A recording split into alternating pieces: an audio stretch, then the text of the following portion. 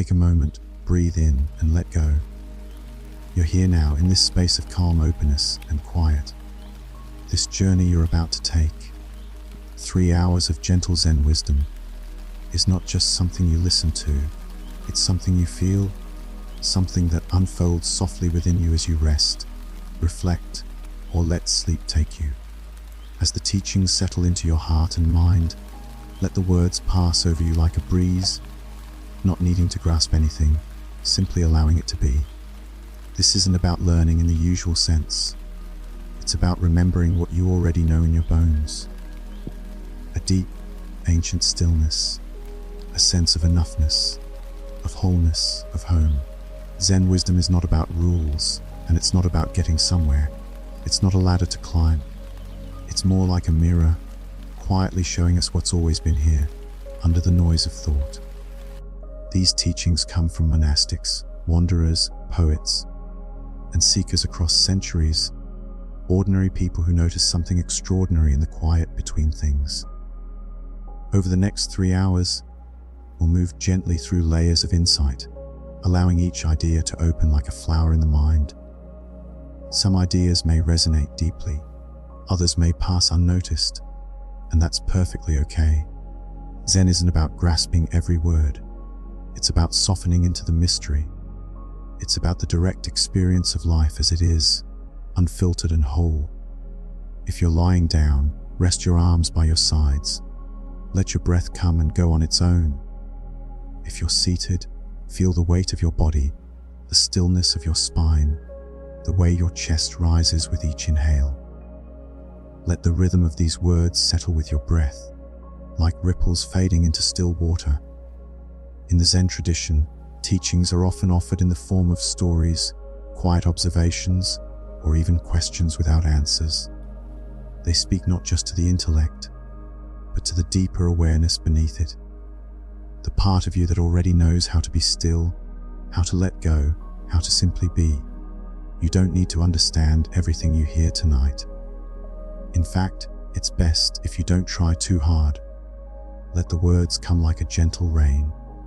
Not every drop needs your attention. Some may soak in deeply, others may pass across your skin and disappear. Just listen. We'll begin by grounding ourselves in what Zen means, not as a philosophy, but as a way of being.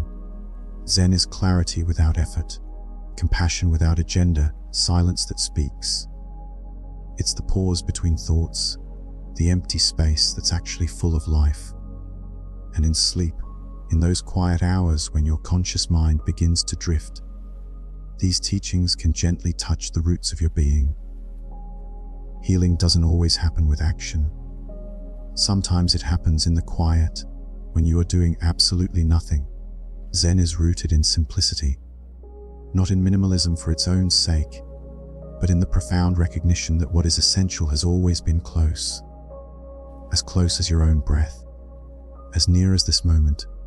The path is not long or far, it's right here, wherever you are. So as we begin, give yourself permission to set everything down. You don't need to be spiritual. You don't need to be calm. You don't need to be anything other than who you are. Zen meets you where you are, in your tiredness, in your restlessness, in your longing for peace. It says, you are already enough. Nothing to achieve, nothing to fix, nothing to chase. So, sink into the space around these words. Feel them not as instructions, but as invitations. Invitations to soften, to open, to let go. Let your breath deepen just a little, and let your thoughts float freely without needing to follow them. This voice is here to guide you gently, not to lead, not to push, but to walk beside you. Through teachings, through stories, through practices that have calmed the minds and healed the hearts of many before you. Zen doesn't promise escape. It offers presence. It invites you to sit in the middle of life, just as it is, and see clearly. Tonight, you may drift in and out of wakefulness. That's okay. Let the words carry you. Like a river carries a leaf. No resistance, no control. This first hour will lay the foundation. We'll explore the nature of mind in Zen, the concept of no mind, or mushin, and what it means to observe without clinging. We'll begin to understand how silence itself can be a teacher, and how awareness without attachment becomes the doorway to peace. Let's begin this journey together, slowly, gently, one breath and one word at a time. Zen, at its essence, is a returning to the direct experience of the present moment. Not in theory, but in lived feeling. It's an invitation to step outside the constant stream of analysis, judgment, and effort, to simply witness life unfolding without interference. At first, this might feel unfamiliar. We're used to doing, solving, planning, but Zen invites us into something far more radical: being, just being.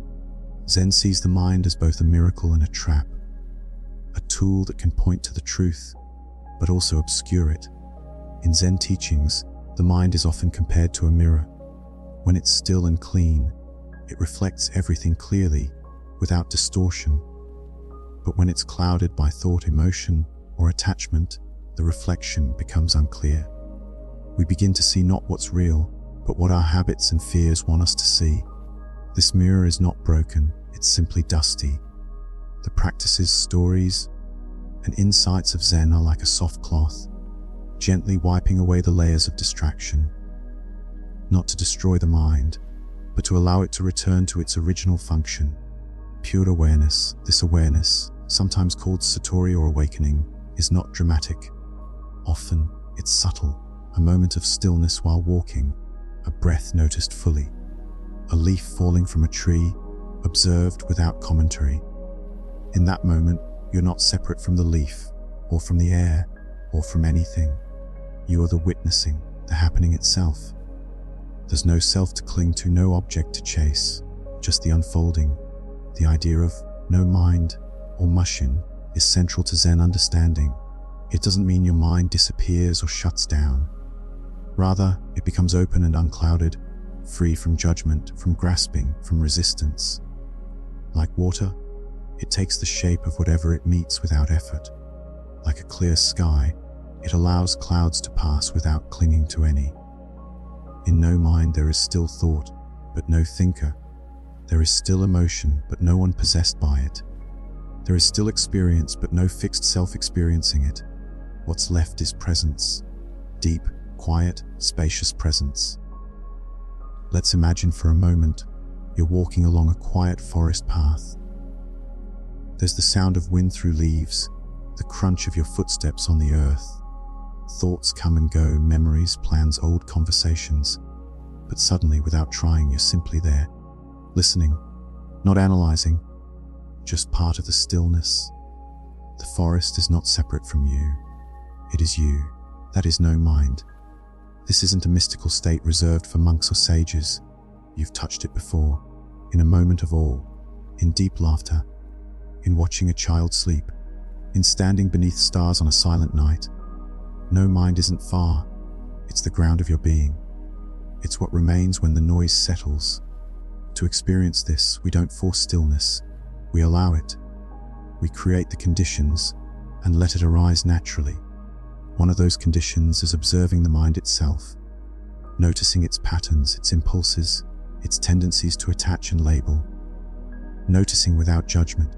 Zen practice often uses simple phrases to return us to awareness. Phrases like, this, just this, or don't know mind. These aren't mantras meant to block thought, but doorways, invitations to release the need for certainty and to trust what is here now. We can also return to the breath, not controlling it, just noticing. Inhale, the body expands. Exhale, the body softens. The breath flows on its own as it always has. No effort needed. Each breath is a reminder you're alive. You're here. You're already enough. And when thoughts arise, as they will, we don't push them away. We simply bow to them inwardly, acknowledging their presence and letting them pass like clouds in the sky. There is no war to fight within, just attention to offer. When we rest in awareness rather than in identity, the heart begins to heal on its own. There's less to protect, less to defend. We begin to see that the stories we tell ourselves about who we are, what we lack, what we need, are just that, stories, useful sometimes, but not the truth. The truth in Zen is silent. It's what remains when the story ends, when the roles drop, when the masks come off. It's in the empty space between thoughts, in the pauses between words. That's where peace lives. You may be noticing already how a kind of quiet is settling in. Not because you're doing anything, but because you're allowing it. Zen doesn't ask you to be calm. It simply asks you to see clearly, and sometimes seeing clearly brings its own calm. So as we continue, let yourself relax into this presence. There's nowhere to get to, no insight to force. Just this unfolding moment, and then the next. Let the teachings move through you like wind through a tree. Let them shake loose what needs to fall away. Let them soften the places that have been tight or tired. Your only task is to stay open, to listen without grasping, to feel without resisting. And if you drift into sleep, that's okay. These words will continue to speak to your deeper knowing. Trust that part of you is still listening, still receiving, still returning. Let us move onward now, deeper into the stillness, deeper into the teachings. Why do we turn to Zen when our minds are full, our hearts heavy, and sleep feels far away? It's not because Zen offers an escape. In fact, Zen offers the opposite. It asks us to come closer. Closer to our thoughts, closer to our emotions, closer to the reality of this moment, but not with fear, not with judgment or resistance, with openness, with softness, with the quiet confidence that what is present now is enough. Zen doesn't give us steps to fix ourselves. It doesn't offer promises of perfection or permanent peace. Instead, it points us inward, toward the simple truth of being, the breath that continues, the heart that beats, the mind that wanders and returns, again and again. In our modern world, sleep can feel like a struggle. We try so hard to relax, and in that effort, tension grows. Zen helps us step out of that struggle. Rather than chasing rest, we learn to let it come naturally. We meet sleep not as a task, but as a guest.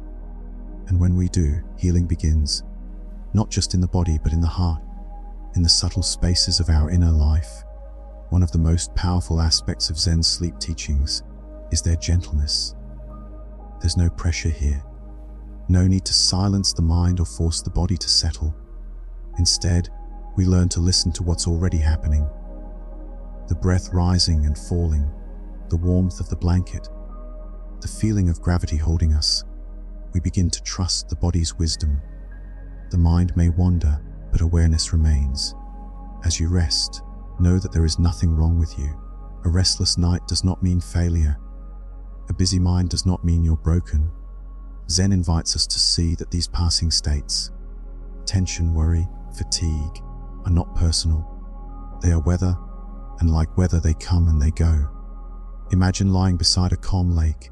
The surface is still, but beneath, life continues. Fish swim, plants sway, stones rest quietly. This is what we are returning to. Not blankness, not numbness, but depth. A peaceful clarity that includes everything and resists nothing. So how can we use these teachings as we rest tonight? Start by noticing. Noticing is enough. When a thought arises, notice it. When the breath comes and goes, notice it. When the body shifts or aches or releases, notice. And then gently return to this awareness without judgment. If emotions surface, let them be part of the landscape. No need to push them away. They too belong. Zen does not divide experience into good and bad. It welcomes everything, knowing that everything is impermanent, always changing, always flowing. And in that understanding, something beautiful happens. We begin to let go, not because we force ourselves to, but because we see clearly that holding on brings suffering. When we see this, not just as an idea, but as a felt truth, letting go becomes natural, effortless. This is where healing begins. Not in erasing pain or perfecting ourselves, but in becoming tender with what is. When the heart is held in awareness, it begins to soften. It doesn't need to be fixed, it needs to be seen. Held. Understood. As you lie here now listening, breathing, perhaps already drifting, know that you are not alone. These teachings have been passed down for centuries. They've accompanied people through joy and sorrow, through life and death. You are part of that lineage now, part of that stillness that connects all things. So let your body be still. Let your breath move like wind through leaves. Let your mind, if it must wander like a child in a field, free, playful, returning in its own time. There is nothing to do, nothing to become. You are already whole, already resting in the vast, quiet presence that Zen calls your true nature. These teachings are not prescriptions. They are poems, echoes, lanterns in the dark. Let them guide you gently toward the deep rest you've always carried within. And as we come to the end of this beginning, take one more breath. Let it fill you, then release. No effort, no need. Just this. Let's talk now about how to use these teachings as you rest. How to allow them to become part of your night, your breath, your sleep. Not as lessons to memorize, but as soft reminders of what it means to be present with yourself. To rest not just the body, but the mind, the heart, the whole being. There's no effort here. That's important. Zen isn't a discipline in the way we often think of discipline. It's not rigid. It doesn't ask you to get it right. Instead, Zen encourages gentle noticing, the kind that unfolds naturally when we stop trying so hard to fix or improve ourselves. Think of lying in bed, your eyes closed. You've had a long day. Maybe your mind is still spinning. Thoughts about conversations, things left undone, hopes for tomorrow. This is where the practice begins, not by silencing those thoughts, but by being curious about them, watching them arise and gently naming them, planning, remembering, worrying, dreaming, just names, no judgment, just awareness. As you breathe, feel how the body supports you. Notice the pressure of your back against the surface beneath you. Notice how the air flows in and how it leaves without you needing to do anything. Inhale and exhale, the most basic act of being alive. No one taught you how to breathe, and yet you do it. Perfectly, without effort. This is the kind of presence we invite now. Natural, simple, unforced. Zen teachings often begin with silence, not because silence is the goal, but because in silence we start to hear the hum of the body, the rhythm of thought, the pulse of the heart, the whisper of impermanence.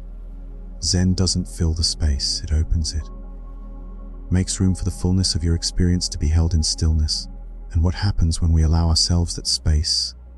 Often, tension begins to melt.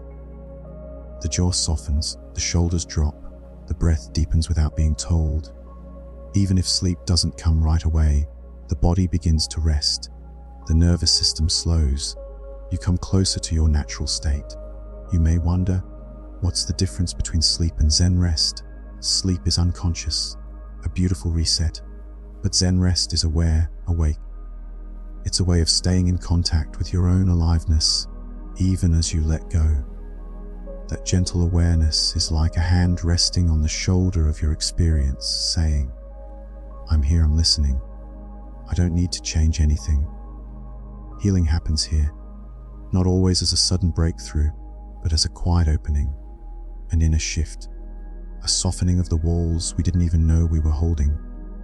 Sometimes we cry, sometimes we sigh, sometimes we just breathe, and in that breath we find peace.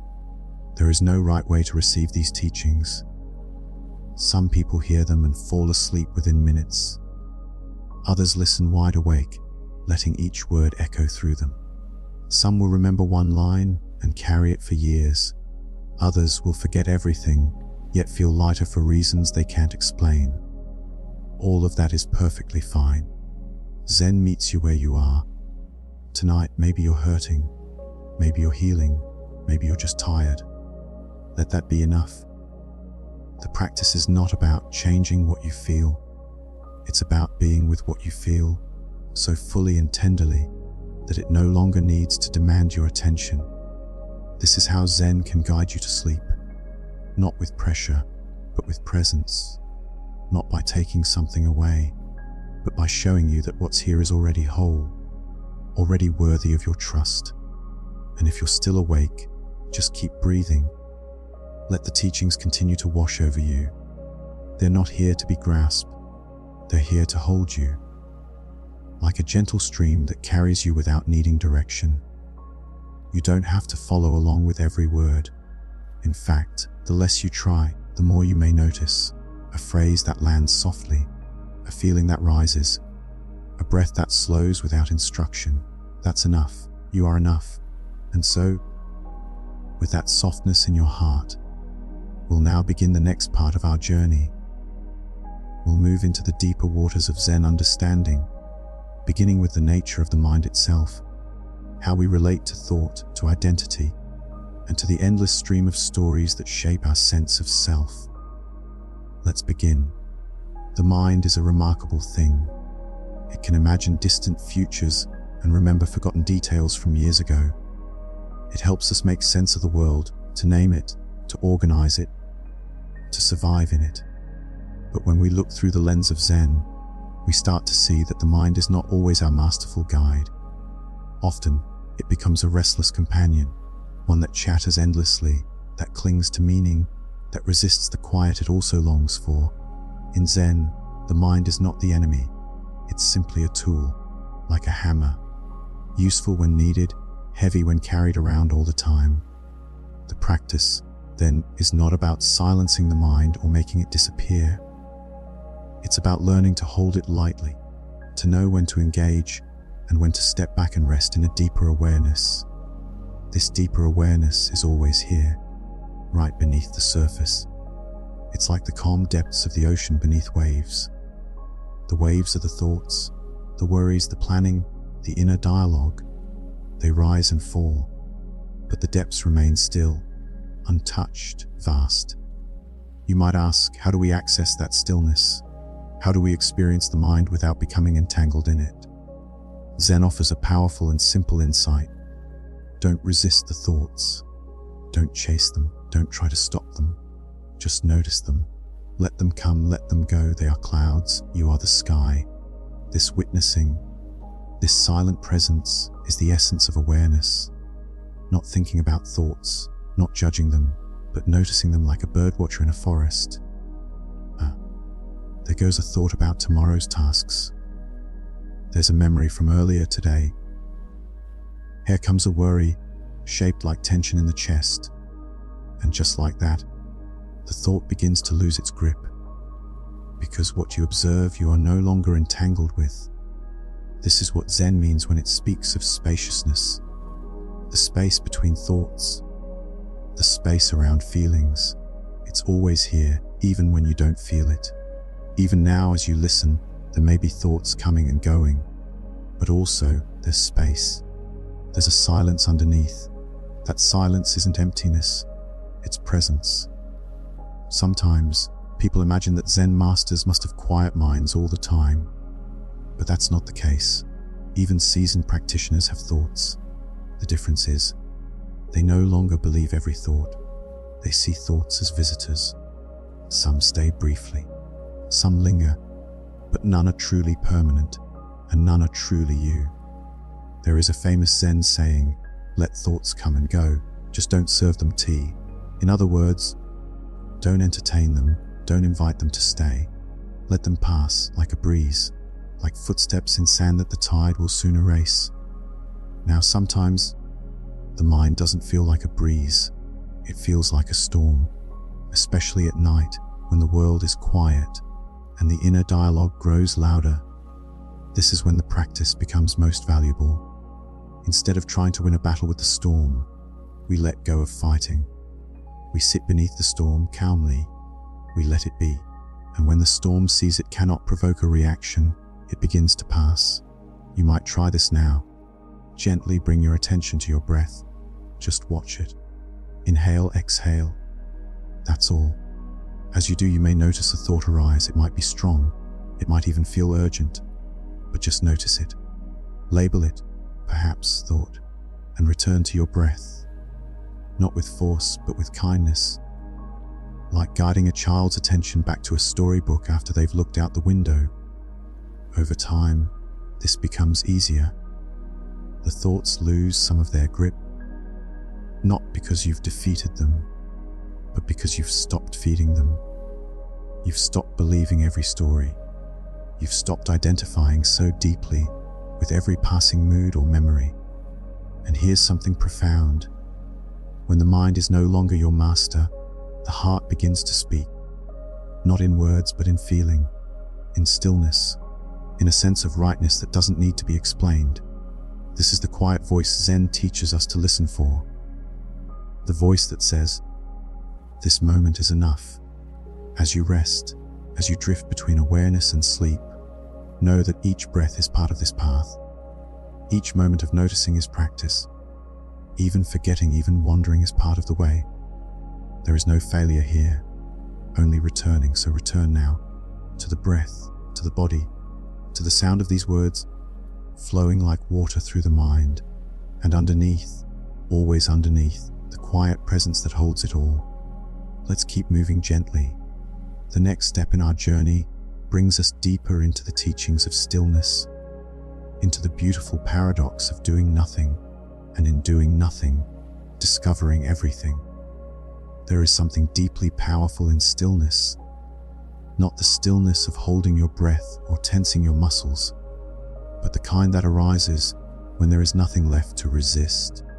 A stillness that feels like spaciousness, a pause not imposed but discovered. This is the heart of Zen practice, the quiet resting in what is, without pushing, without pulling, simply allowing. Imagine sitting by a riverbank. The water moves gently, always flowing, always changing. You don't try to control the current, you just sit and watch. The river doesn't ask anything of you. It doesn't care if you're worried or calm, tired or alert. It simply flows. In the same way, the mind flows, the breath flows, life flows, and we too can learn to watch it all from a place of quiet. Zen teaches that the greatest insight often comes when we stop striving for it, when we stop trying to understand with our minds and begin to feel with our presence.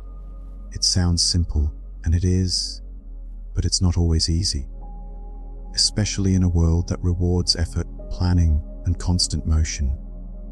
But what if we laid all of that down for a moment, just long enough to realize that beneath all the doing is a being that never needed to be earned? It's already here. It always was. This being is not dependent on success, or clarity, or even peace.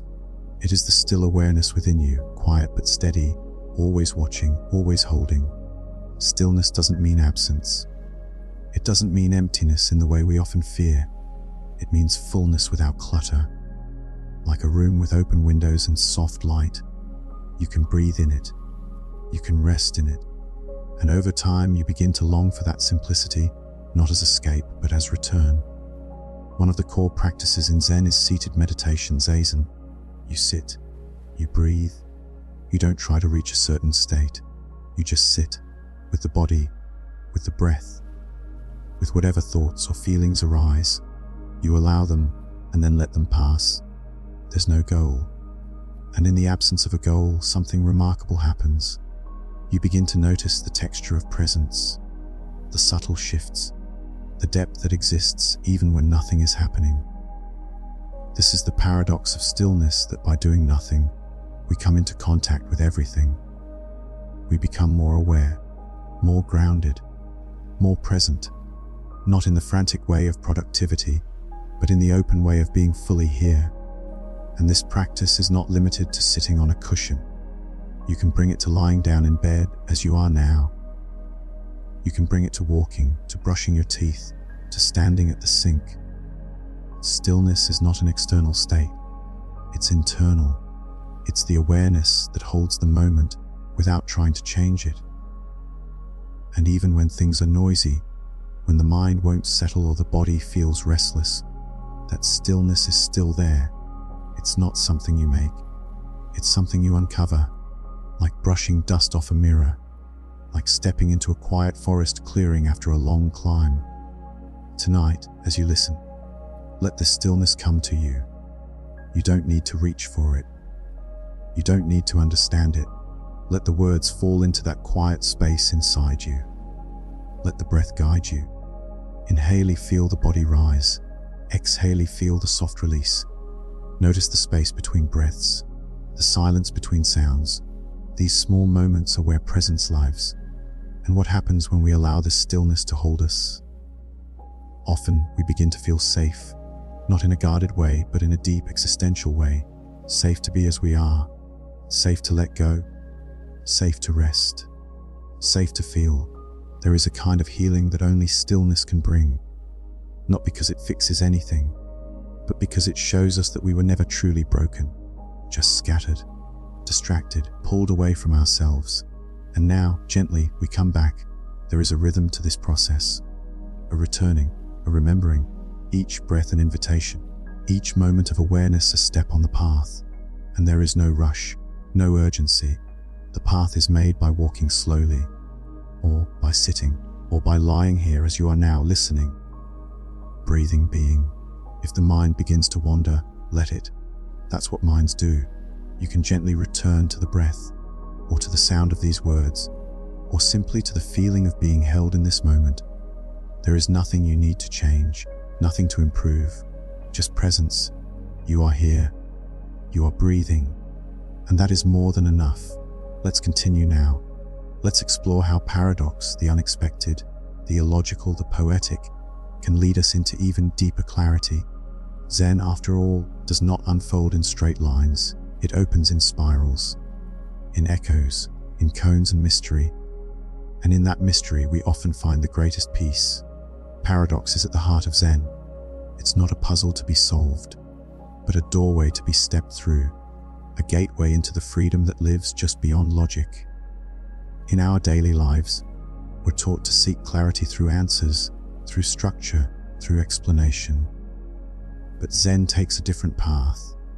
It asks us to sit with the unresolvable, to hold the question without reaching for the answer, and in doing so, to discover a different kind of clarity. One that comes not from the mind, but from presence. One of the most beloved and confounding tools in Zen is the koan. A koan is a statement, a question, or a short dialogue that refuses to be interpreted through ordinary reasoning. It invites us to feel, to see, to awaken, by gently and sometimes shockingly bypassing the intellect. You might have heard a classic koan before. What is the sound of one hand clapping? Or, without speaking, without silence, how do you express the truth? These phrases seem impossible, and that's the point. They stop the rational mind in its tracks. They make us pause, and in that pause, something unexpected opens. Why would a tradition so rooted in compassion and mindfulness use confusion as a tool? Because clarity isn't always about more information. Sometimes it's about less. Sometimes we find peace not in answers, but in the quiet that comes when questions lose their urgency. A monk once asked a master, "What is Buddha?" The master replied, 3 pounds of flax. Not a metaphor, not a teaching wrapped in symbolism, just a statement grounded in everyday life. 3 pounds of flax. Something about that answer can free us, if we let it. It reminds us that truth doesn't have to be dressed up. It can be found in the ordinary, in the weight of a task, in the texture of a moment. Another koan says, "When you meet the Buddha on the road, kill him." Of course, this isn't literal. It's a poetic way of saying, let go of your ideas, even your most sacred ones. Don't cling, even to enlightenment. The moment we think we've arrived is the moment we've stopped walking. Zen always calls us back to the path, to humility, to openness. This approach may feel frustrating at times. We want resolution. We want a neat answer.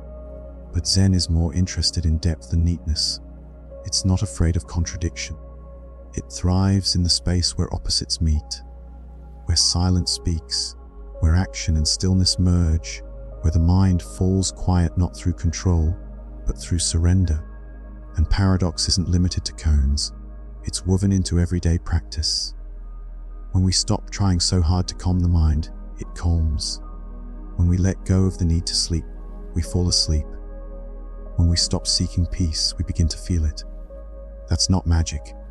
That's the subtle truth of how awareness works. Imagine this: you're lying in bed, restless. You tell yourself, I need to relax. The more you try, the more tense you become. Now imagine letting go of that need. You say instead, it's okay to feel restless. That acceptance, the absence of resistance, is what actually opens the door to rest. Zen invites us to live that paradox, to sit with discomfort, and in doing so, dissolve it, to allow uncertainty, and in doing so, find a deeper confidence. This doesn't mean giving up. It means giving in to what is, to what's real, to what's right here. You might think of it like holding sand. The tighter you grip, the more it slips through your fingers. But if you hold your hand open, the sand stays. The same is true of peace, of insight, of clarity. Zen teaches us to hold life with an open palm. So when you encounter something tonight, a memory, a feeling, a question, don't rush to fix it. Sit with it. Watch it. Let it shift in its own time. Be curious. Be patient.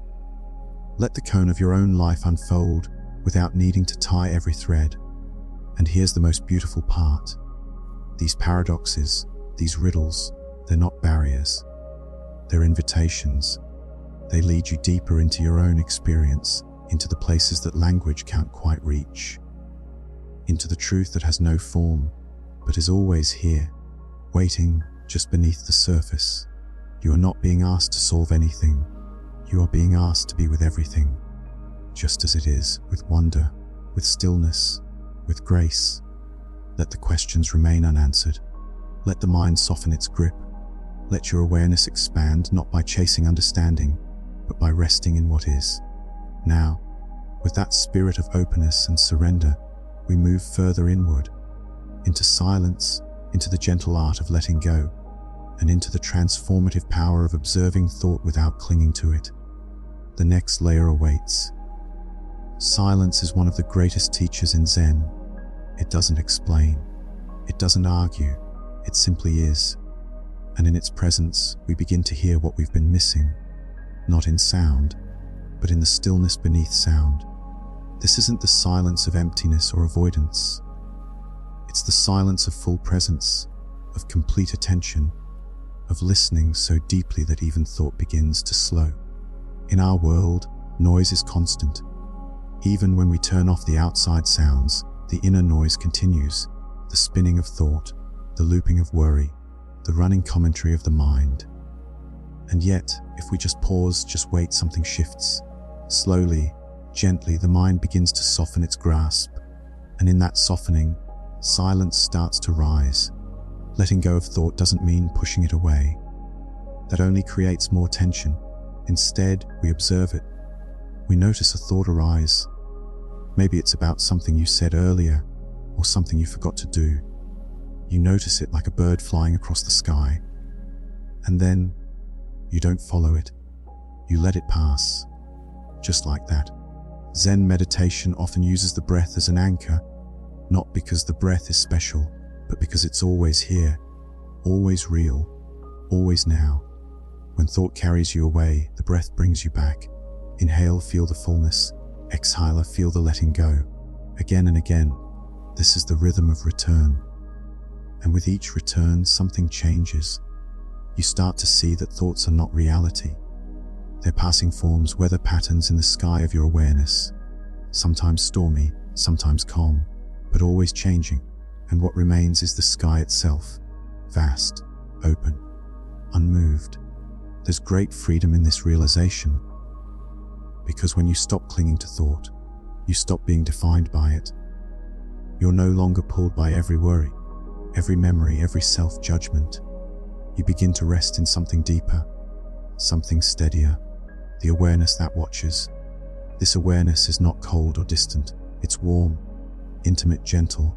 It doesn't analyze, it accepts. It holds whatever arises, not with indifference, but with deep compassion, like a parent watching a child dream, softly, without interfering. So how do we cultivate this presence during rest? Begin by listening, not just to the words, but to the spaces between them. to the rhythm of your breath, to the subtle sensations in your body, the weight of your head, the temperature of the air, the slight hum of stillness. As thoughts come, meet them with kindness. No need to suppress, no need to entertain. Simply say inwardly, thinking, and come back to now, to this breath, this body, this moment. You might also notice feelings arise, tension, loneliness, even grief. That's okay. Zen teaches us that all of it belongs. We don't have to fix what we feel. We only need to allow it. Feelings, like thoughts, rise and fall. What's important is not their content, but our relationship to them. When we stop fighting, they soften. There's a story about a Zen student who came to his master saying, "My mind is restless. I can't stop thinking." The master simply said, "Return." The student asked, "But what if it keeps coming back?" The master replied, "Then return again. That's the path. Not perfection, not control, just returning, over and over, gently, without blame. And over time, this returning becomes easier, more natural.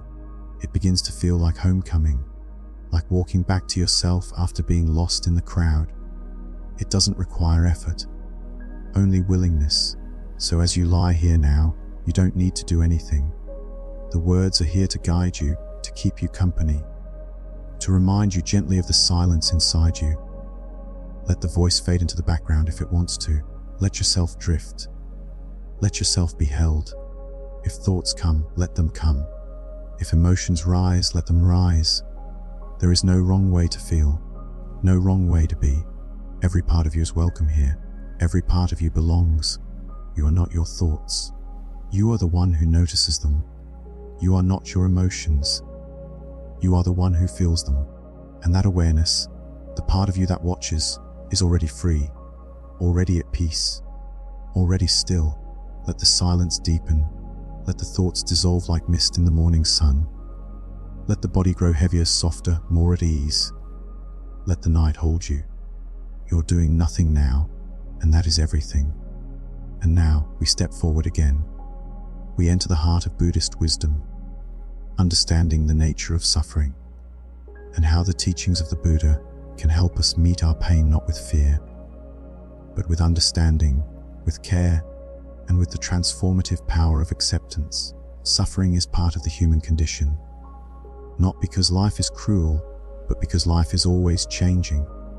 Nothing stays the same. What we love, we eventually lose. What we try to avoid eventually finds us.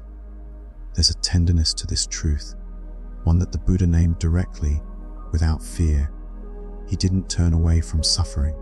He looked at it clearly, and in doing so, discovered a path through it.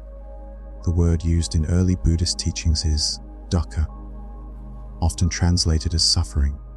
It also means unsatisfactoriness or stress, or a kind of inner disquiet. Dukkha isn't just the big losses and heartbreaks. It's also the subtle ache of always wanting something to be a little different. From the restlessness in your body when you lie down to the yearning for things to be just a little more certain, a little more in your control. Zen doesn't promise to erase this suffering. Instead, it teaches us how to meet it, how to sit beside it, breathe with it, and soften around it. It's in this meeting that something shifts, because when we stop resisting our pain, it begins to change. It may not disappear, but it becomes less sharp, less defining, less overwhelming. You've probably experienced this in your own life. A moment when you stop trying to fight what you were feeling and instead let yourself feel it completely. The sadness, the fear, the tightness in your chest, and strangely, in allowing it, you felt a little more free, a little more whole. That's the power of acceptance, not resignation, but presence. It says, this too is part of my path. This discomfort, this sorrow, it belongs here. And in that allowing, healing begins. In Zen, suffering is not a mistake. It's a teacher. Every ache of the heart, every sleepless night, every quiet longing is a doorway into deeper wisdom. It asks us to slow down, to pay attention, to care. And if we listen closely, Suffering often points us not away from life, but deeper into it. The Buddha taught that the cause of suffering is attachment. We want things to stay the same. We want comfort and love and clarity to last forever. But nothing does. Everything changes. This is the second truth, that craving for permanence creates our pain. But Zen doesn't judge this craving. It simply helps us see it, to recognize the moments we're grasping, to feel how tightness lives in the body, how clinging feels in the chest, how it clouds the mind. And again, the practice is simple. We notice, we breathe, we soften. We begin to release our grip, not because we should, but because we want to. Because we feel how tiring it is to hold on so tightly.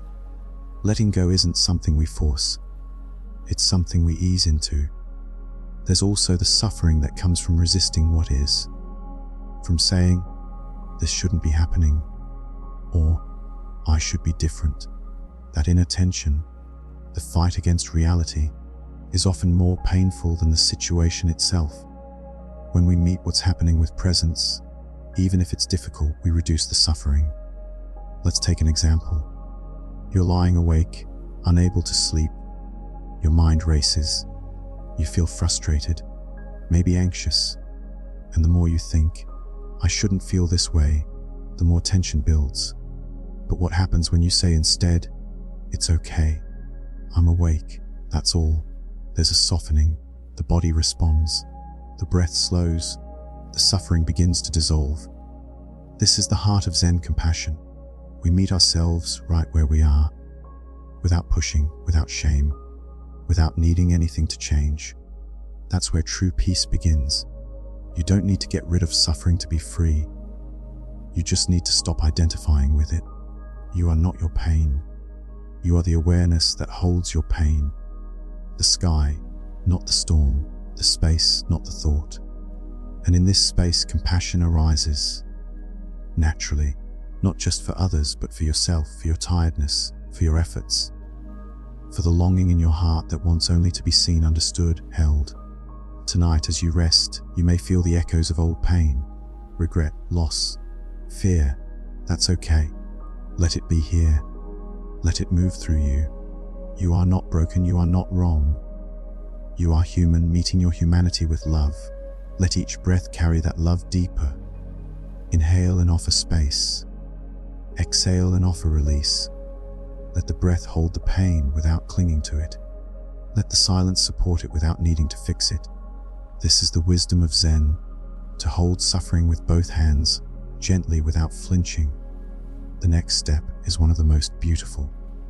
We'll begin to explore how compassion naturally grows out of presence, how the heart opens, not through effort, but through seeing clearly, and how, by softening toward ourselves, we begin to heal not only our own wounds, but the collective wounds of others as well. Compassion in Zen is not something we generate from effort. It's not a task or a performance. It's what naturally arises when we begin to see things clearly, without distortion, without judgment, without the filters of ego or fear. When we look into the heart of suffering, and we really see it, not just in ourselves, but in others, compassion flows like water. And this kind of compassion isn't soft in the way we sometimes imagine. It's not about sentiment or pity. It's strong, spacious, deeply rooted.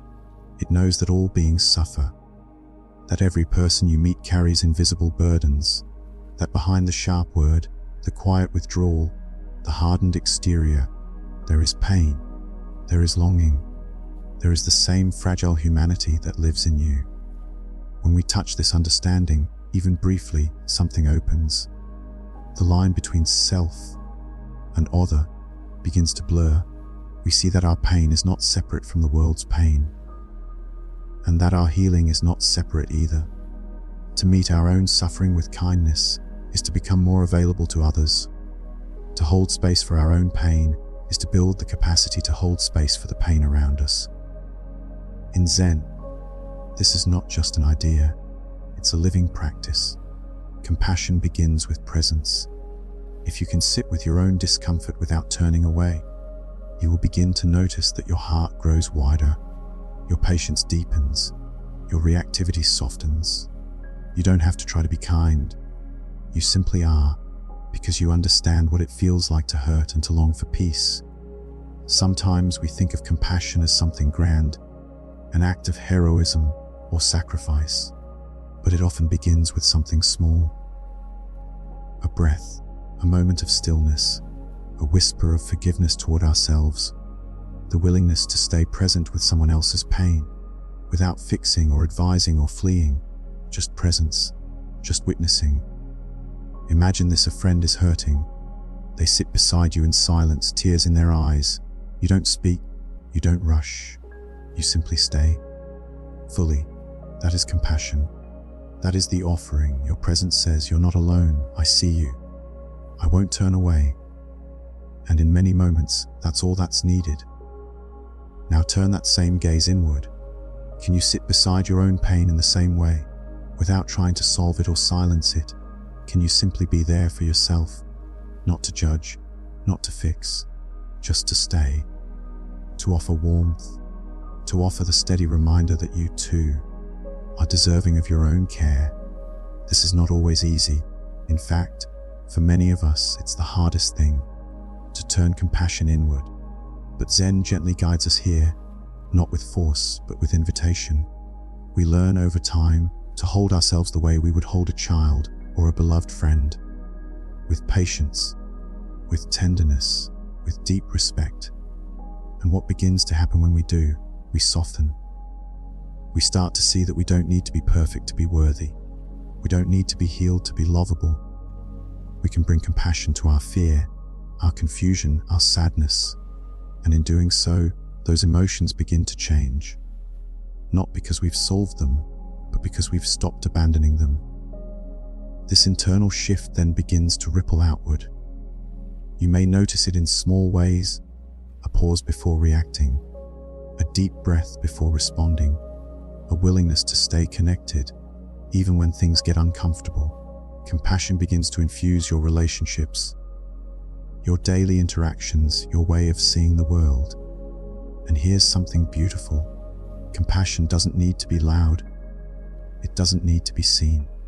A soft thought towards someone who hurt you, a kind gesture that no one notices, a silent blessing to someone passing on the street.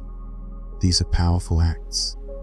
These shape the world in quiet, lasting ways. Zen reminds us again and again, all beings wish to be free from suffering. All beings wish to be safe, to be seen, to be at peace. When you remember this, you walk through the world differently. You begin to meet others not as obstacles or strangers, but as fellow travelers. You see their fear, their hope, their humanness. You see yourself. And in those moments of shared humanity, there is healing. Not a cure, not an escape, but a deep, grounded healing that says, we are in this together. A healing that doesn't erase suffering, but makes it more bearable, more meaningful, more connected. As you lie here tonight, let compassion fill your breath. With each inhale, imagine drawing in care for yourself. With each exhale, imagine sending care to someone else. You don't need to know who. Just trust that someone, somewhere, needs what you are quietly offering. You are part of this web of compassion, a thread of stillness and kindness stretching across space and time. And just by resting here, breathing here, listening here, you are helping to hold the world. Let's keep going gently. We'll now begin to explore something that lies at the core of all Zen teachings, the interconnectedness of all beings, how nothing stands alone, how everything is touched by everything else, and how, in that great web of life, we can finally begin to feel whole. Everything is connected. Every breath you take is shared by the trees outside your window. The warmth in your chest comes from the sun that lit the earth this morning. The water in your blood once moved through rivers, clouds, oceans, and back again. In Zen, this deep web of interconnection is not just poetic, it's foundational. There is no separate self, no isolated experience. What happens in one part of the whole is felt throughout. This understanding isn't just an idea to believe in. It's something you begin to feel as you practice presence. You notice how your emotions affect your body, how your thoughts shift your breath, how someone else's tone of voice can change the rhythm of your heart. You see how even the smallest interaction ripples outward, sometimes gently, sometimes in ways you never expected. Zen invites us to live from this place of connection, to let it guide our actions, our responses, our care for others. When you understand that you are not separate from anything, kindness becomes second nature. Compassion arises not from obligation, but from knowing that when another person suffers, a part of you does too. And when another heals, that healing reaches you. There's a beautiful image in Buddhist teaching called Indra's net. Imagine a vast, infinite web stretching across all of space. At each crossing point, there is a jewel, and each jewel reflects every other jewel in the net. That's us. That's this moment. Each of us reflecting and being reflected. Each action touching countless others. Each moment a mirror of the whole. This is what Zen sees when it looks at the world. Not a collection of separate beings, but a living field of relationship. A harmony, even in apparent chaos. A silent unity behind every sound, every gesture, every breath. When you begin to see through this lens, the ordinary becomes sacred. Making tea becomes an offering. Listening becomes communion. Resting like you are now becomes a way of returning to the web, to the pulse of life that flows through everything. And what does this interconnectedness mean for how we live? It means we're never truly alone, even when we feel isolated. It means our smallest choices matter, not because someone is watching, but because everything is affected. Every act of patience, every quiet moment of forgiveness, every breath taken with care. These ripple outward. Zen doesn't ask us to fix the world. It asks us to know we are part of it, to live in a way that reflects that truth. Sometimes that means showing up for someone else. Sometimes it means taking time to nourish yourself. Sometimes it's as simple as noticing the beauty in something small, a shadow, a sound, a breeze, and letting that appreciation echo quietly into the world. You might be wondering what this has to do with sleep, with healing, but the answer is everything. Because so often, our restlessness comes from a feeling of separation, from thinking we are alone in our worry, our grief, our longing. When we feel separate, the world feels heavy, but when we feel connected, something inside us loosens. We soften. We remember that it's not just on us to carry everything, that we are being carried too. Even now, as you lie here, you are connected to the ground beneath you, to the air you breathe, to the countless beings who have rested before you, listened before you, healed before you. This moment is shared. You are part of something larger, and that belonging, deep, invisible, and unconditional, is the very thing we've been searching for, not in achievement, not in perfection, but in presence, in knowing that we are not alone. As you breathe, feel that connection. Let each inhale gather the life around you. Let each exhale return something gentle to the world. Not effort, not struggle, just being, just this quiet exchange between you and everything. This is where healing begins, not in isolation, but in relationship, in knowing that what you feel matters, and that how you move through the world touches others, that you are needed, that you are enough. As the night deepens, let this understanding settle in your body. Let it soothe the parts of you that feel separate or lost. Let it gather you, like a warm blanket of stars stretched across the vast sky. You are not a single thread. You are the whole tapestry, seen from one sacred point of view. You are the wave and the ocean, the breath and the breeze, the question and the answer. And now, gently held in this web of connection, we'll move into the next part of our journey, a return to story. Zen stories filled with paradox, humor, and stillness. Stories that offer no easy answers, but instead awaken something within. A memory of who you've always been. Zen stories are not told to entertain.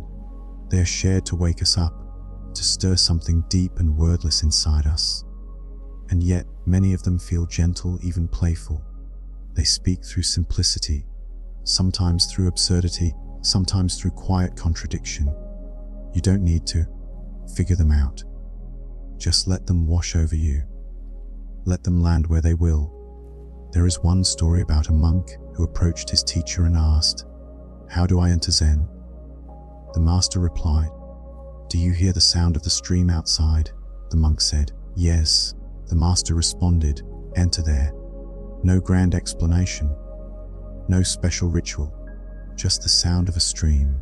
This story reminds us that awakening doesn't live in books or in far-off teachings. It lives in the present, in the sounds, the smells, the moments we often pass by. The path opens wherever you are willing to notice. Another story tells of a Zen student who asked, "What is the way?" The master said, "Everyday life is the way." The student asked, "Should I direct myself toward it?" The master replied, "If you try to direct yourself, you turn away from it."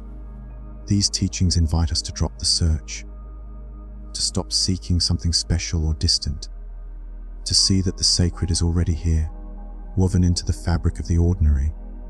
Washing dishes, folding laundry, listening to your breath. Everyday life is not a distraction from awakening, it is the way itself. One of the most well-known Zen stories involves a monk named Tanzen. He and a fellow monk were traveling down a muddy road after heavy rain. Along the way, they encountered a young woman in a silk kimono, unable to cross the muddy path. Tanzen immediately picked her up and carried her across. Later, the other monk scolded him. "Well, monks don't go near women," he said.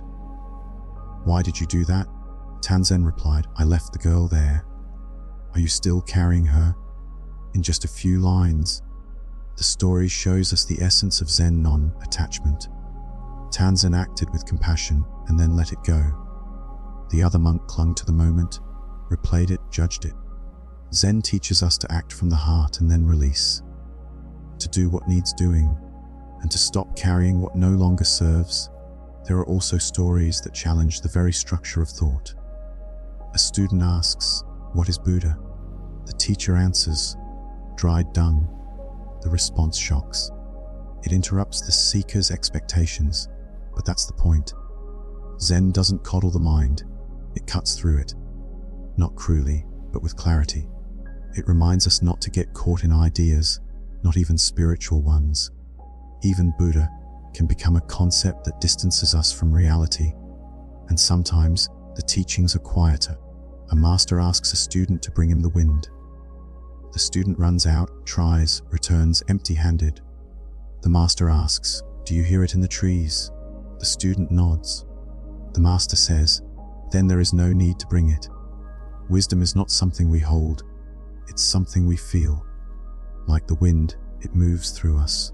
And like the wind, we can't grasp it, only receive it. As you listen to these stories, notice what they stir. Some may leave you puzzled. Some may bring a smile.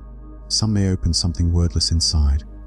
That's their power, not to inform but to awaken.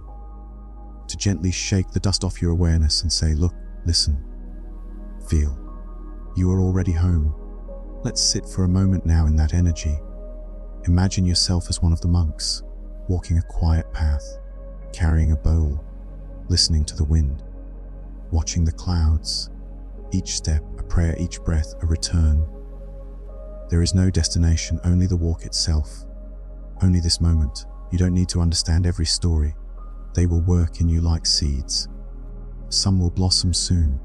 Others may bloom years from now. What matters is that they are planted gently, in stillness, without pressure. Zen is not about collecting answers. It's about releasing them.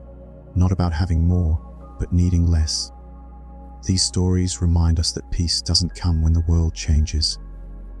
It comes when our relationship to the world changes, when we stop grasping, when we start listening, when we rest fully in the presence of what is. Tonight, as you continue to settle, let these stories echo through your being. Let them color your dreams. Let them move through your breath, your bones, your heart, and let them remind you that wisdom is never far. It's in the rustle of leaves, in the scent of earth, in the rhythm of your pulse. Now we'll move on, letting these stories settle quietly in the background. We'll begin to shift into the realm of sleep practice, how Zen and Buddhist wisdom guide us into rest, not just for the body, but for the heart and mind. A rest that holds you gently and opens you softly to the silence you've always known. There is a special kind of rest that goes beyond sleep. A rest that happens not just in the muscles or the limbs, but deep within the mind and the heart. It is not dependent on the number of hours you lie down or how quickly you drift off. This rest comes from letting go, from releasing the effort to control, to manage, to figure things out. Zen sleep practice begins with that kind of release, a softening, a settling into trust. It doesn't require complicated techniques. It begins with presence, just awareness of what is already happening, the rise of the breath, the weight of the body, the hum of stillness in the room. These are not interruptions to your rest. They are the doorway into it. When we listen carefully, the body shows us how to let go. It already knows. We've just forgotten how to follow its rhythm. Start by noticing your breath, not to change it, but to feel it. Let each inhale come in its own time. Let each exhale leave like a wave pulling back from the shore. The breath will slow on its own if given space. And as it slows, so will the thoughts, so will the heartbeat, so will the nervous system, gently stepping out of its loops of anticipation and memory. Zen invites us to approach sleep not as a task, but as a return. Not as something to conquer, but something to receive. Rest doesn't arrive through effort. It comes through surrender, through quietness, through trust in this moment to hold you as you are. You may find that as you begin to settle, the mind becomes louder. That's natural. The thoughts have space now. They come forward, let them. Watch them rise and fall, just like the breath. You don't have to follow them. You don't have to solve them. Just see them as weather passing through the sky of your awareness. You can name them gently if it helps. Planning, remembering, judging, wondering, not as a critique, but as a way to stay rooted in the present, as if bowing to each thought as it appears and saying, "Thank you, you may go now," and then return, back to the body, back to the breath, back to this warm stillness. In traditional Buddhist sleep practice, the moments before sleep are seen as sacred. They're not rushed. They're not filled with distraction. They are a time to offer gratitude, to reflect gently, to wish well for yourself and others. You might try this now. Silently offer loving kindness to yourself. May I be safe. May I be calm. May I rest in peace. Then extend that to others. May they be safe. May they be calm. May they rest in peace. No need to force any feeling. It's the intention that matters, the act of softening the heart. As your body begins to sink deeper into stillness, you might bring attention to where tension lingers, in the jaw, the shoulders, the belly. You don't need to force these places to relax. Simply notice them. Send the breath there. Offer the sensation your full attention. Often, awareness alone begins to ease the grip. The body listens when we are gentle with it. Let your awareness scan downwards slowly, from the crown of the head, through the face, the neck, the arms, the chest, down the spine, through the hips, the legs, the feet. As you move through the body with awareness, you are guiding yourself into rest. You are saying, in every cell, you are safe now. You can let go. Sometimes what keeps us awake isn't tension, but resistance. A sense of needing to fall asleep, and the more we need it, the further away it feels. Zen sleep practice invites us to let go of even that. To say, it's okay if I'm awake. To trust that rest is happening even without sleep. That healing is happening even now, as you lie still and aware. And if sleep comes, let it come gently, like mist settling over a field. If it doesn't, remain in the practice, in the breath, in the quiet. Sleep will arrive when the body is ready. And until then, you are resting, you are healing. You are doing exactly what you need to do. There is a softness to this way of resting, a humility.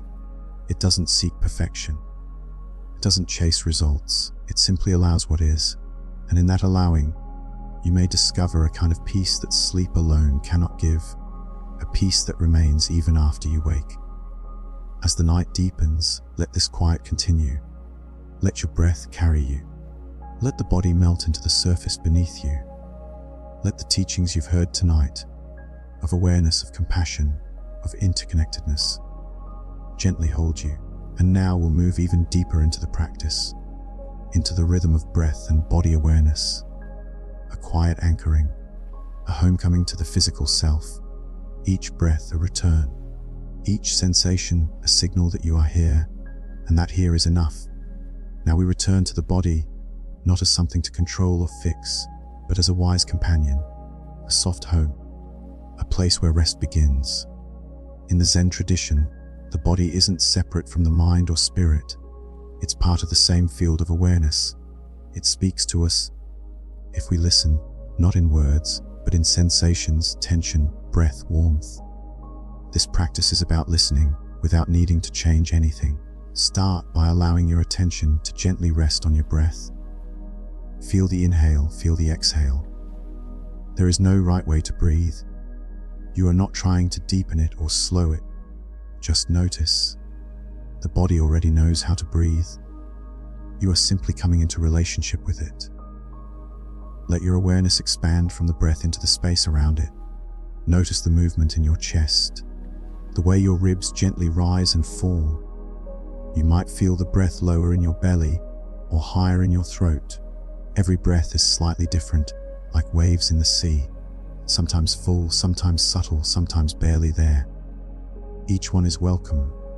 As you rest here, begin to explore the rest of the body softly and slowly. Bring your attention to the crown of your head. Simply feel. There's nothing to do, nowhere to go, just awareness. Now let your attention drift down across your forehead, the space around your eyes. Notice if you're holding tension there. If so, imagine it melting, just a little, the brows softening, the eyelids heavy and at peace. Move now to the cheeks, the jaw. Is there tightness here? If your teeth are clenched, invite them to part. Let the jaw hang gently. Let the tongue rest flat. Let gravity help. You don't need to hold anything. The back of your head, the neck, the throat. These places often carry the weight of speech, of holding back emotion, of bracing for the world. With each exhale, imagine that weight releasing. Down, out, away. Feel the support beneath you. Let your body be held. Bring your awareness to your shoulders. Let them drop, let them sink. Sometimes we don't even realize how much we're holding until we feel the contrast of letting go. Let the shoulders rest like stones in soft earth, heavy, grounded. Now into the arms. The upper arms, the elbows, the forearms, the wrists, and the hands. Notice the warmth, the tingling, the subtle movements inside stillness. Let the hands be open, receptive. No need to grasp anything, just rest. Move your awareness to your chest. Feel the heartbeat if you can. Or simply notice the gentle rising and falling with each breath. Let the breath move through the chest like wind through leaves. You don't control it. You just witness. Feel how the breath moves you without effort, how it connects your body to the space around it. Now, the abdomen, the belly. Often we hold in this space, tensing, bracing, protecting. But now let it soften. Let it expand with the inhale and fall with the exhale. You don't need to hold your stomach. Let it rise like a gentle wave. Let it fall. Let it rest. Bring awareness to your back, the spine, from the top of the neck all the way down to the lower back. Feel the contact points where your body meets the surface below you. Let them anchor you. Let them remind you that there's nothing you need to support alone. You are being held. Move to the hips, the pelvis, the glutes, these strong, stable parts of you can now soften too. No need to engage them. No need to hold tension here. Let them sink. Let them settle. Let the breath reach even this space. Now the thighs, the knees, the calves. Feel the weight of your legs. Let them be heavy. Let them be warm. Feel any sensations that arise. Maybe tingling, maybe coolness, maybe nothing at all. That too is presence. Finally, the ankles, the feet, the toes, the parts of you that carry you all day, now fully at rest. Let the feet melt into stillness. Let every toe soften, one by one. There is nowhere to go. You are already here. Now take a moment to feel the whole body as one field, from the crown of the head to the soles of the feet. Breathing, resting, held in awareness. There may be places of ease, places of tension. Let them coexist. No need to perfect anything. This is not about fixing, it's about noticing. About being in kind relationship with your own body. With each breath, feel yourself letting go a little more. Let go of judgment. Let go of doing. Just this body, just this breath, just this moment. And if thoughts arise, let them be part of the landscape. You don't have to push them away. You can simply return to sensation, to the warmth of your hands, the heaviness of your legs, the movement of your breath. You are not separate from your body. You are not separate from this moment. Everything you need is already here. As we continue, let your awareness rest here. Gently, let it dissolve, and allow the teachings to continue holding you as you enter deeper layers of rest. Soon, we'll move into a space of quiet imagery, guided visualization shaped by Zen simplicity. A way to meet sleep, not just with stillness, but with beauty, with softness, with presence made visible in the mind's eye. Now, with your body resting gently and your breath flowing naturally, let your mind begin to wander. But with care, with calm, and with direction. This is not the mind rushing through worries or plans. This is the mind invited into a gentle dream, a Zen-inspired visualization, rooted in nature, in simplicity, in peace. A landscape for your awareness to soften into, shaped by ease. Picture yourself walking barefoot on a narrow path through a quiet bamboo forest. The air is cool, but not cold, just enough to refresh your skin with every step. Each leaf above filters the soft golden light from the early morning sun. You hear the occasional sound of a bird, gentle and distant, and the faint creak of the bamboo as it sways in the breeze. Your feet touch the earth, soft, mossy, and damp from last night's rain. Each step is slow, unhurried. You are not trying to get anywhere. The path moves with you. Each step becomes part of your breath. Inhale and step. Exhale and settle. To your left, a stream trickles through smooth stones. You pause, crouch gently beside it, and dip your fingers into the water. It's cold, crisp, completely clear. You cup your hands and take a small sip. The taste is pure, like mountain snow. You feel it move down your throat and into your chest, cooling, cleansing, settling. A few feet ahead, you see a large, flat rock surrounded by wild ferns and soft moss. You sit. The stone is warm from the morning sun. Behind you, the trees sway gently, and the shadows dance across your skin. Time slows. There is nothing to do. The forest breathes with you. The earth supports you. Now imagine looking up through the canopy. Light flickers in shifting patterns through the tall green shafts. You breathe in deeply, and with that breath, feel yourself drawn into a sense of spaciousness. The air here is alive, and so are you. Fully at ease, part of the living moment. You close your eyes in the visualization, but you're not alone. Around you, the spirit of the forest holds you. It holds your tiredness. It welcomes your softness. The ground doesn't need you to be strong. The trees don't require you to be anything at all. Here you are enough. As you sit in this stillness, a gentle wind brushes your skin. It carries with it the faint scent of pine, of rain, and of something older, earth itself. You feel the wind move through your body, not pushing, but clearing. A quiet, natural rhythm. With each breath, Your body becomes a little lighter, your mind a little quieter. Now imagine standing again slowly, feeling the ground under your feet. The path leads you to a small footbridge, a curved wooden arc over the same stream. You cross it slowly, hearing the creak of the boards, the gurgle of water beneath. On the other side is a small Zen garden, stones carefully arranged in rings, a few smooth ragged lines stretching out toward the horizon. In the center of the garden is a single cherry blossom tree. Its branches are thin and flowing, and its petals fall in gentle spirals to the earth. You watch one petal drift toward the ground, twisting, weightless, unhurried. As it lands, you feel something in you settle, like a thought that no longer needs to be thought, a burden you forgot you were carrying gently released. You lie down now within this garden, on the grass, on the earth. The cherry blossom tree sways quietly above you. The sky is deep blue but not too bright. The warmth of the sun filters through the leaves, and in this moment you feel completely safe. There is no past here, no future. Only this now, only this body, this presence. Let yourself drift in this image. Let the garden become part of you. Let the ground beneath you feel like home. The stream still moves nearby, but its sound is softer now, like a lullaby, a gentle rhythm, a reminder that life flows and flows without needing to be managed or explained. And now, without needing to leave the garden, you begin to float in a deeper way. Not physically, but in your awareness. The image may fade, or it may stay. Either is fine.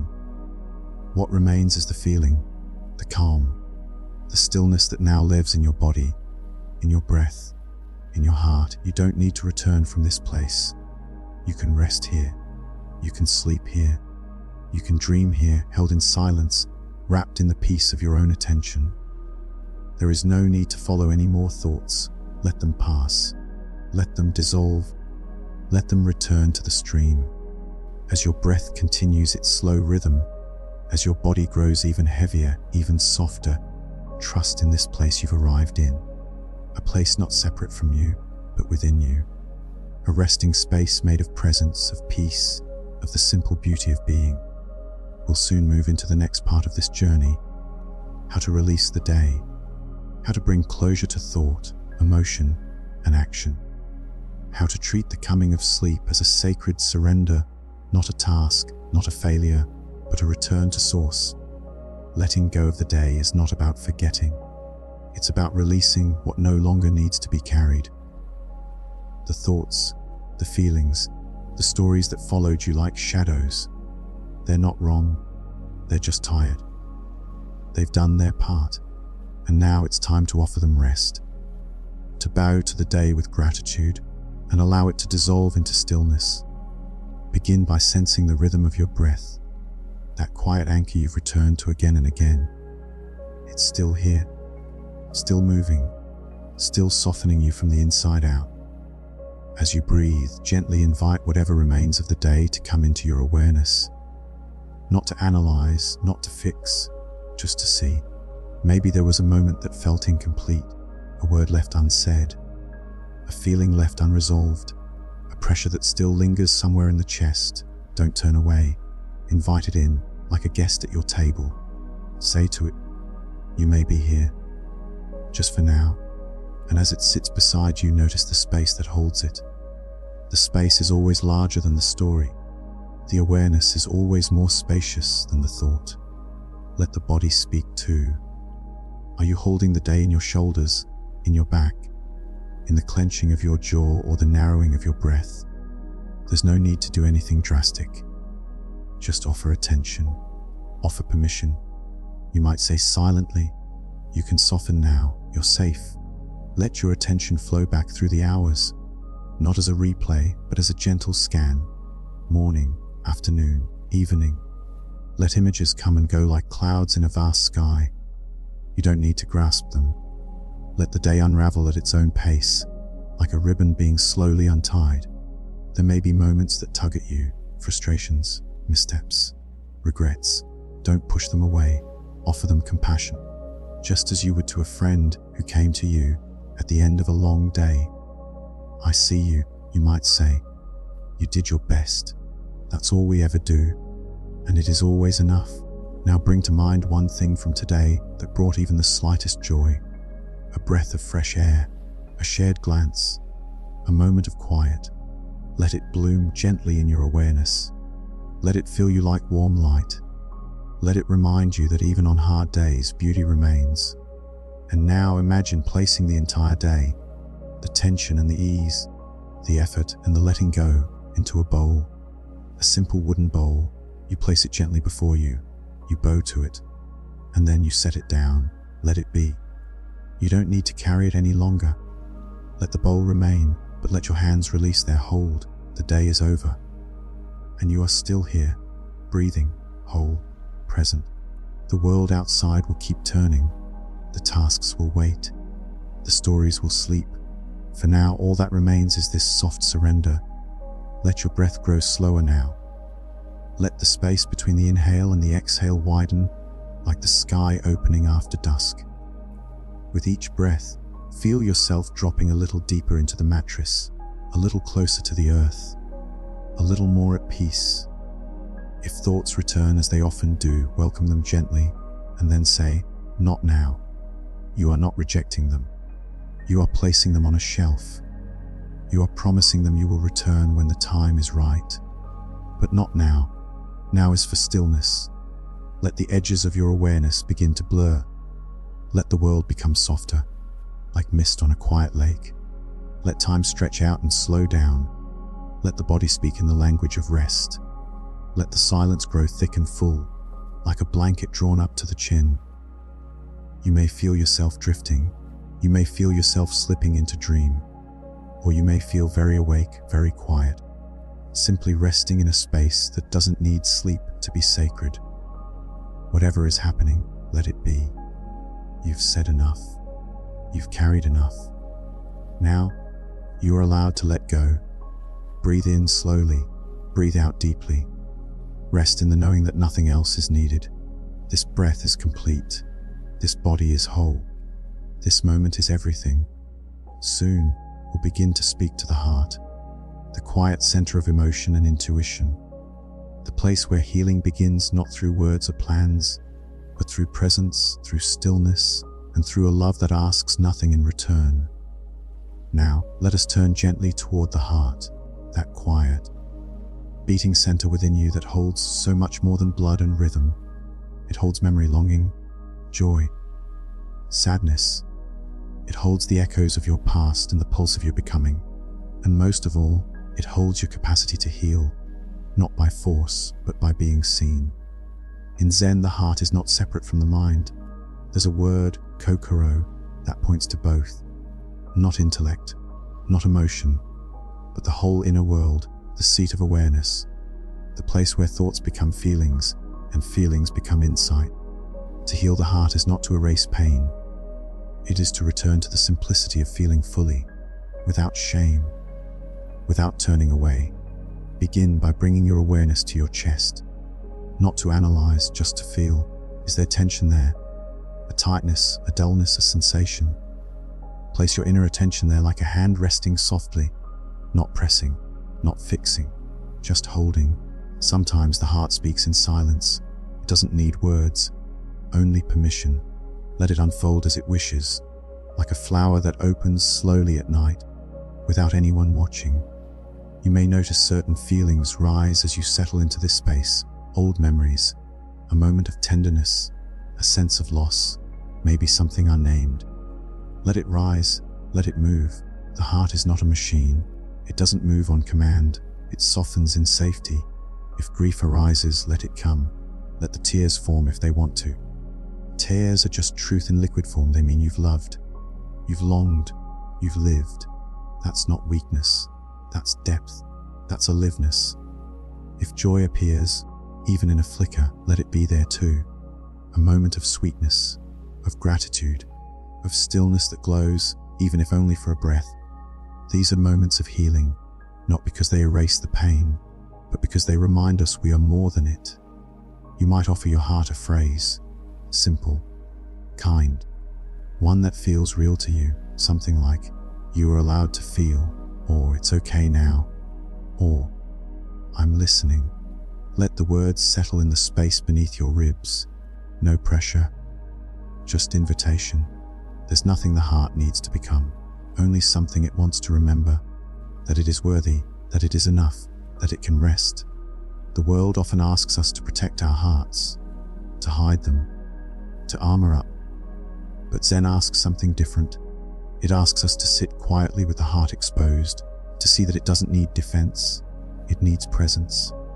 Gentle, grounded attention, the kind you're offering now. Even if your heart feels numb, closed, far away, just this noticing is a beginning. The heart doesn't need to burst open, it only needs to know that it's welcome. Imagine now that your breath flows in and out of the heart, as if your chest were a doorway. Inhale, and the breath enters that space. Exhale, and it leaves with ease, like light entering and leaving a window. Each breath brings a little more warmth, a little more light. Not too much, just enough. And now, gently, imagine someone you care for, someone dear to you. Picture them sitting quietly beside you. Maybe they say nothing. Maybe they simply breathe with you. Let your heart extend to them, not as effort, but as flow. May you be safe. May you be free from suffering. May you know peace. Now let the image fade.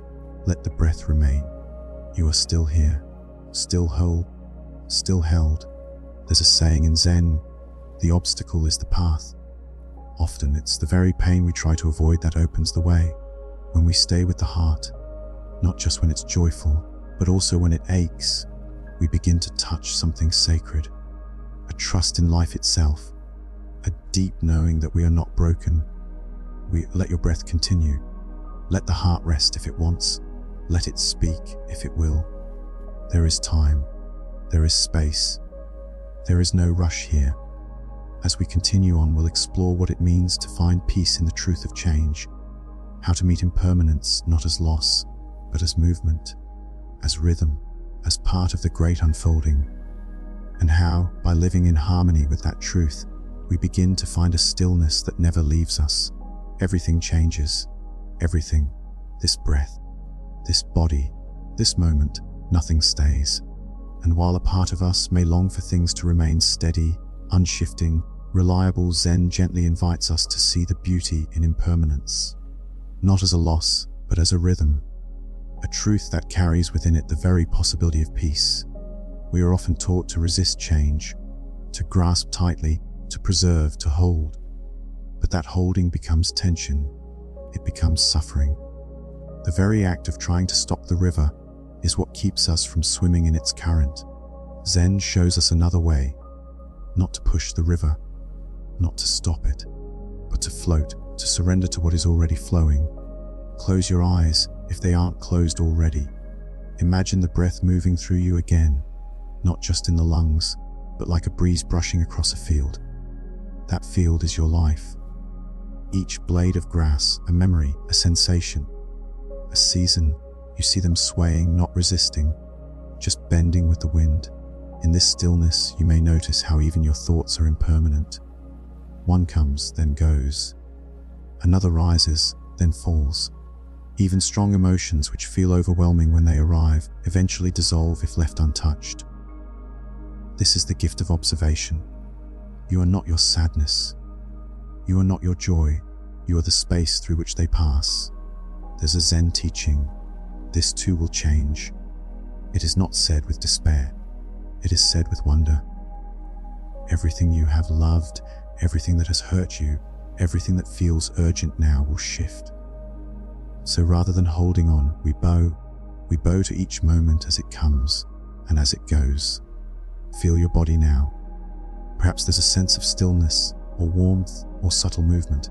Notice how each sensation shifts.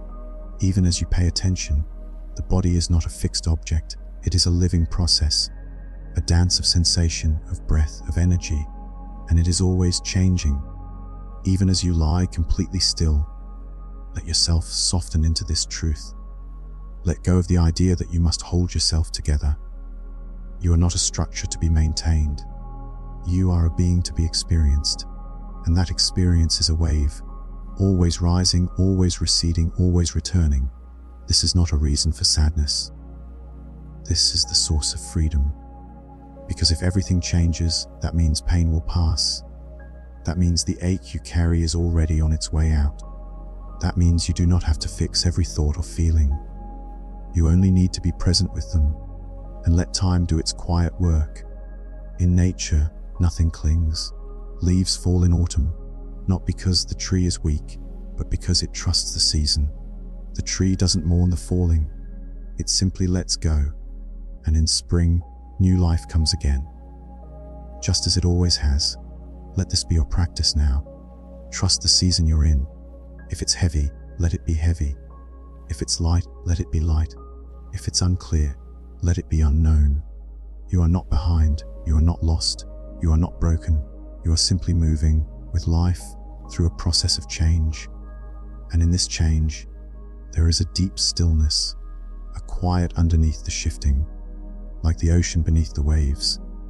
No matter how rough the surface becomes, that deep stillness never leaves.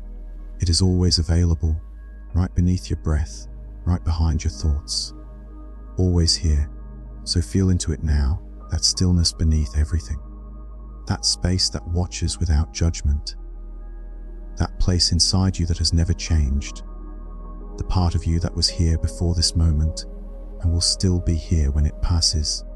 Let the breath guide you into it, not forcefully, just gently, like a leaf carried by the wind. Inhale and feel the movement. Exhale and feel the letting go. As you rest in this awareness, begin to notice how peaceful it feels to not have to hold on. How much lighter the body becomes. How much softer the heart feels. There is nothing to maintain, nothing to prove, nothing to protect, only this moment, and then the next. This is the Zen view of impermanence, not as a tragedy, but as a teacher. It reminds us to be here now, to love fully while we can, to let go gently when it's time, and to know always that whatever comes, we will meet it. You are already doing it, just by breathing, just by resting here, just by listening. In a moment, we'll begin to explore stillness in a deeper way, not as escape, but as a place to return to again and again. A refuge, a home, a reminder that beneath all change you are held. Stillness in Zen is not an absence. It's not the blank void we sometimes fear. It's not the silence of nothingness, but the silence that holds everything. A full, vibrant stillness. One that listens, that contains, that embraces. It doesn't push, doesn't pull, doesn't chase after moments or resist what's already unfolding. It simply is. And in that being, something soft begins to open. Stillness isn't something we create. It's already here. Beneath the layers of thought. Beneath the noise of reaction. Beneath the effort of trying to be anything other than what you are. Think of it like the surface of a pond. When there's wind, when we stir the water, the reflection is distorted. But when the air is calm, the surface clears. The reflection becomes whole. Stillness is the clearing. This is why we return again and again to the breath. Not to master it, but to meet the stillness it reveals. Each breath is like a gentle breeze that brushes away thought, returning us to the simplicity of now. No analysis, no commentary, just presence. You might feel it now. A soft hum beneath your awareness. A quiet that has nothing to prove. A spaciousness that doesn't need to fill itself. That is stillness. Not found by holding still, but by letting go. In your own life, you've likely tasted it. In moments when time seemed to slow. Watching a sunset. Holding someone's hand. Hearing a piece of music that brought tears without reason. Those moments weren't empty. They were still, deeply present, entirely alive. Zen reminds us we don't need to wait for extraordinary moments to find that depth.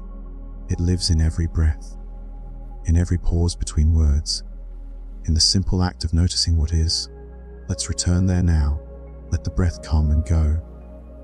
Let the body be still, but let awareness remain open. Let your attention widen, beyond the body, beyond the breath, into space, into silence. Feel your awareness has no edges, no walls, just openness. This, too, is stillness. Stillness is not the absence of thought, but the lack of entanglement. A thought may rise. You see it. You let it pass, like a cloud drifting across a wide sky. You are not the cloud. You are the sky. And in that sky there is room for everything. For pain and peace. For memory and forgetting. For wanting and release. Stillness holds it all, and it asks for nothing in return. When we touch this stillness, even for a moment, the nervous system begins to soften. The heart slows. The breath deepens without being told. And something ancient in us sighs in recognition, as if remembering something it never truly forgot. This is the ground of Zen, not a doctrine, not a set of answers, but the direct experience of stillness, alive, awake, undisturbed. Now, bring to mind a place you associate with peace. Maybe it's a forest, or a quiet room, or the lap of waves on a shore. Don't try to visualize it perfectly. Just feel its stillness, its ease. Let yourself rest there, not in memory, but in feeling. That space exists inside you. You're not visiting it, you're returning to it. Stay in that space for a few breaths. Let it soak into your skin. Let it steady your heart. Let it be enough. And now gently return to the body. Feel the weight of your limbs, the softness of your jaw, the rhythm of your breath, all of it cradled in stillness. You don't need to plan. You are simply here. Sometimes people imagine that stillness is fragile, that it disappears the moment thought returns. But stillness is not fragile. It doesn't vanish, it waits, it remains. Even in motion, even in noise, it's always here. The practice, then, is not to create stillness, it's to remember it, to return to it over and over in the smallest ways, in a breath, in a pause before speaking, in the choice to listen, not react. Stillness is not what we do, it's what we are when we stop doing. As you rest tonight, let this truth hold you, that underneath everything, beneath every thought, every emotion, every moment of fatigue or tension, there is a quiet place that's untouched, and it's yours always. Next, we'll explore how sound and silence move together, how the subtle interplay of tone, vibration, and pause can bring healing, how even in sleep, the resonance of sound can guide you into deeper rest, and how silence, far from empty, carries the deepest wisdom of all. There is something sacred about sound, not just music or speech, but sound in its purest form. A bell ringing softly in the distance, the rustle of leaves in the evening breeze, the hush between heartbeats. In Zen, sound is not decoration, it is practice, it is presence, it is a way the world calls to us. Gently, patiently, always here. When we truly listen, not with analysis, but with openness, sound becomes a gateway. It leads us into the now, into the space where nothing else matters. Each tone, each vibration, each pause between sound reveals something about the nature of reality, that everything arises, resonates, and fades, that all things sing their own impermanence. Close your eyes, if they're not already closed. Imagine the soft ringing of a temple bell, one single chime. It rises into the air, full and round, and then begins to fade. It stretches thinner, until it disappears into silence. You can almost hear that final thread as it vanishes. That sound, and the silence that follows, is the teaching. Both matter, both speak. The bell doesn't try to hold its note, it simply rings and fades. And yet we remember it, we feel its echo. That's how presence works. It's not how long you hold it, it's how fully you enter it, even for a moment. Let's try now. Not with a bell, but with the breath. Inhale slowly and exhale gently. After the exhale, notice the pause, the stillness. That space between breaths is sacred. It's not empty. It's full of stillness, of possibility, of listening. The same is true in the sounds around you. Maybe you hear the hum of the room, the faint sound of traffic, the soft shuffle of fabric. Don't push them away. Let them become part of the practice. Let every sound be a bell. Let it call you back to now. Zen uses sound intentionally, chanting, drumming, even the crack of a stick on the floor during meditation, not to shock but to anchor, to remind us that we are here, awake. And in the quiet after the sound, something opens. Silence in Zen is not a blank space to be filled. It is not waiting for something else. It is the something else. It is presence without effort. It is the space where thought falls away and awareness remains. You may have noticed by now that this recording contains pauses, spaces between words. Those spaces are not gaps. They are part of the voice, part of the message. Let them speak. Let the silence be your teacher. Sometimes we fear silence. We associate it with emptiness, with absence. But true silence is anything but empty. It is vibrant, holding, deep. It's where your true self begins to speak. As you rest, let yourself move between sound and silence like waves. Let your breath be the rhythm. Let each word rise, each pause stretch. And in that rhythm, feel how you're carried. How you don't need to try. If music enters your thoughts, let it play. If memory arrives with a voice, let it echo. Don't grip, don't resist. Sound, like thought, has its arc. It appears, it sings, it fades. And all the while silence holds it. The body too has its sound. The hum of circulation, the subtle pulse of life moving through you. Let yourself listen to that, not with ears but with presence, with stillness. Let yourself become quiet enough to hear the music inside you. In many Zen temples, monks chant before sleep, not to summon sleep but to return the mind to presence. A single tone repeated becomes a path. It doesn't matter what words are used. What matters is vibration, repetition, attention. If you like, you can try that now. A simple sound, a soft hum perhaps. Let it rise on the exhale. Let it fall into stillness. Or even simpler, repeat a phrase silently, one you've heard before. Just this: I am here, nothing to do. Let the sound become breath. Let the breath become peace. You may find that as you listen, your thoughts grow quieter. Not because you force them to, but because you are no longer feeding them. You are listening to something deeper now. The sound beneath thought. The silence behind sound. And if you begin to drift, that's okay. Let the rhythm carry you.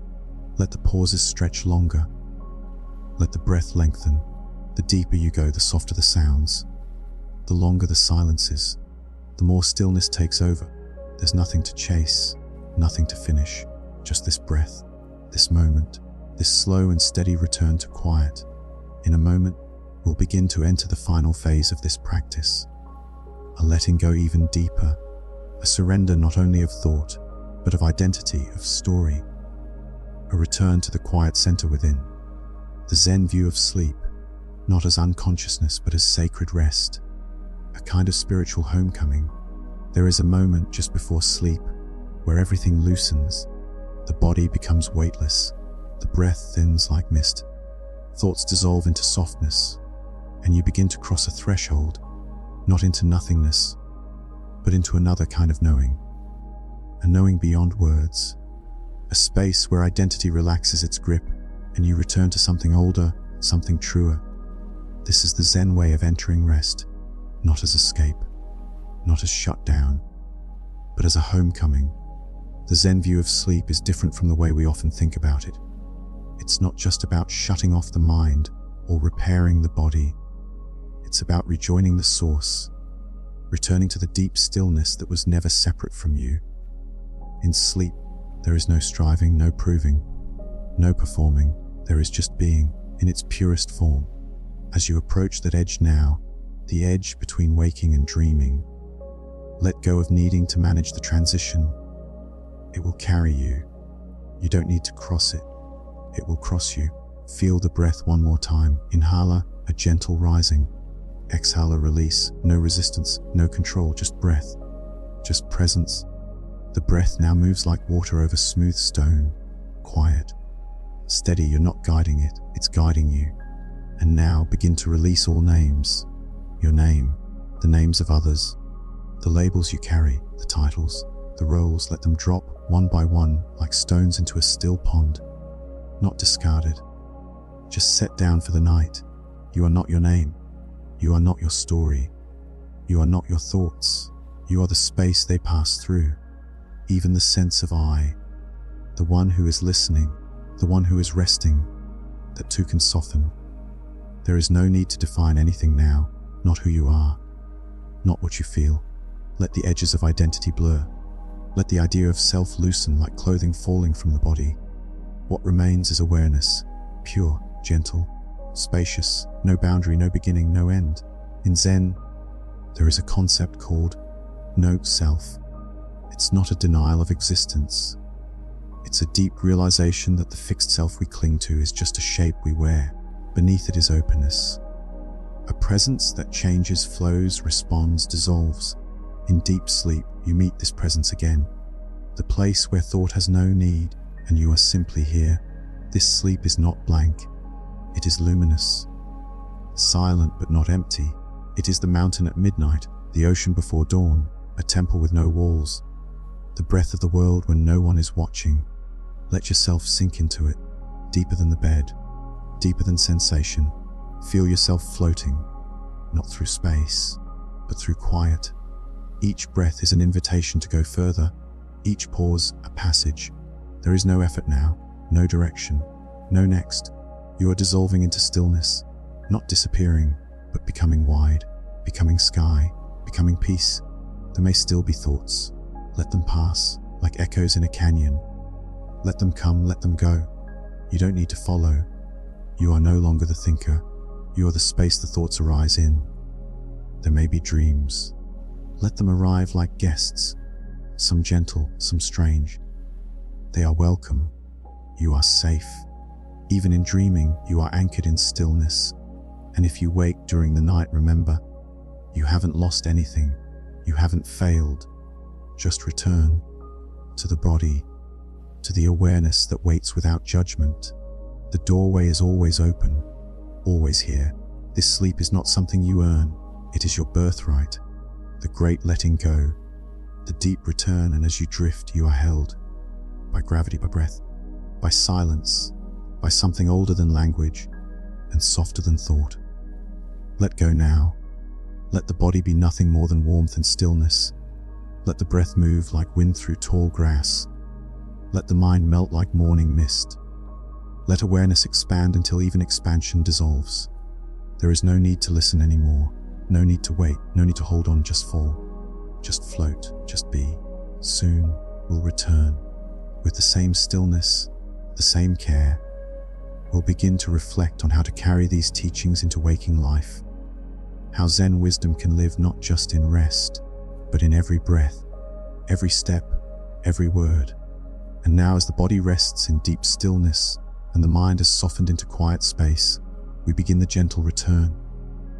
Not a return to thought or task or movement, but a return to presence in the world. A remembering that the wisdom found in stillness isn't meant only for sleep. It's meant for every step, every breath, every moment of waking life.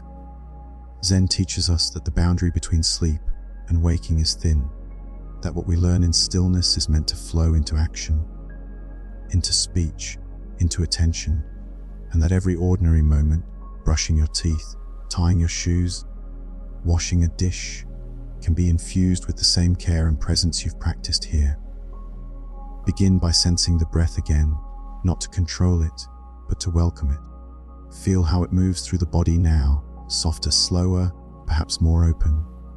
This is the breath of rest, and it is also the breath of readiness, the breath that carries you into the next moment. Not hurried, not pressured, but rooted. Feel your body too, the weight of it, the warmth, the subtle awareness returning to your limbs. Wiggle your fingers slightly if it feels right. Let your shoulders shift. These small movements are not a disruption of stillness. They are the flowering of it. Stillness moving through form. You are not leaving peace behind. You are bringing it with you. There's a phrase in Zen, before enlightenment, chop wood, carry water. After enlightenment, chop wood, carry water. What does this mean? It means that transformation doesn't always look dramatic. It doesn't mean a new life. It means a new way of living the same life, with more presence, more softness, more attention. So tomorrow when you rise, whether from this sleep or from any moment of silence, carry this stillness with you. Let it guide the way you speak, the way you pause before reacting, the way you listen, the way you breathe through small frustrations or unexpected beauty. Let Zen be less about what you know and more about how you move. Even one mindful breath during a busy day is a continuation of this practice. Even one kind word spoken with care is Zen. Even one moment of noticing the warmth of sunlight on your skin, or the pattern of rain on glass, or the silence between sounds, these are not small things. They are sacred acts, they are awakenings. Let this be your rhythm: action, then rest, speech, then silence, effort, then surrender.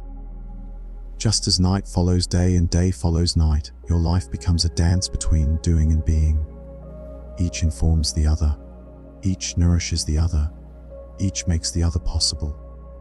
You may choose to return to this practice again and again. You may listen to these words on other nights, or sit in quiet without any words at all. You may carry one phrase with you, written on a page or whispered in memory. Or you may forget all of it and still carry the peace in your breath. That is the way of Zen. It does not demand memory, it only asks for presence. And when you forget, and you will, that is not failure, it is invitation. Every moment you lose awareness is simply another opportunity to return, to come back, to breathe, to listen, to be now. Take another breath. Let it fill you slowly. Let it leave you gently. You are here. You are present. You are whole. Let the breath be your teacher. Let the stillness be your guide. Let the heart lead not with fear, but with clarity, with openness, with compassion. This is the practice. This is the path. Not far away, not complicated, but here, in this body, in this moment, in this breath.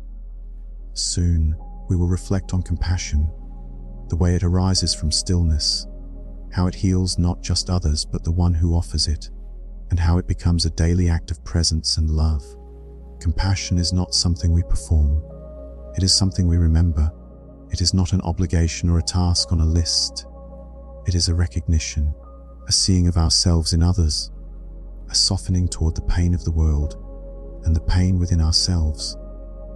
In Zen, compassion is not separate from wisdom. It is the natural expression of awakening. When the heart becomes still, it becomes open. When it is open, it reaches out, not to fix, but to hold. You have already touched compassion tonight, in the way you breathed gently through tension, in the way you stayed with your heart, even when it ached, in the way you let thoughts rise and fall without judgment. This, too, is compassion. It begins with how we treat ourselves when no one is watching. Let's start here, again, with you. Bring to mind an image of yourself, not as you are now, but as you were when you were small, maybe 6 or 7. That version of you who hadn't yet learned how to pretend. Look into their eyes. Can you feel their vulnerability, their longing, their joy? Now offer them something, not advice, not a correction, just kindness, a soft phrase, "You're okay," or "I see you," or simply, "I'm here." Let the words rest in the space between you. Let that child know they are loved, not because of anything they've done, but because they are. This is where compassion begins, with seeing clearly and loving anyway. Now slowly allow that image to dissolve. Let your awareness open wider. Picture someone else, someone you care for, a partner, a sibling, someone whose face brings warmth. Bring them to mind as if they were sitting beside you, not saying anything, just present. Notice what arises. Maybe it's appreciation, maybe it's concern, maybe just quiet joy.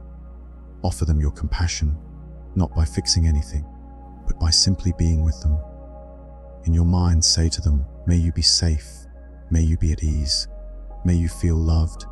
Let the words come slowly, let them be real. If it feels right, let that awareness open again. Include someone you find difficult, someone who challenges you, maybe someone who has hurt you. This is not easy. You are not excusing harm. You are simply offering a possibility. May you too find peace. That is enough. And now include everyone. Not as a crowd, but as a single, shared humanity, all of us breathing, all of us longing, all of us hurting, healing, hoping. Say silently, may all beings be free.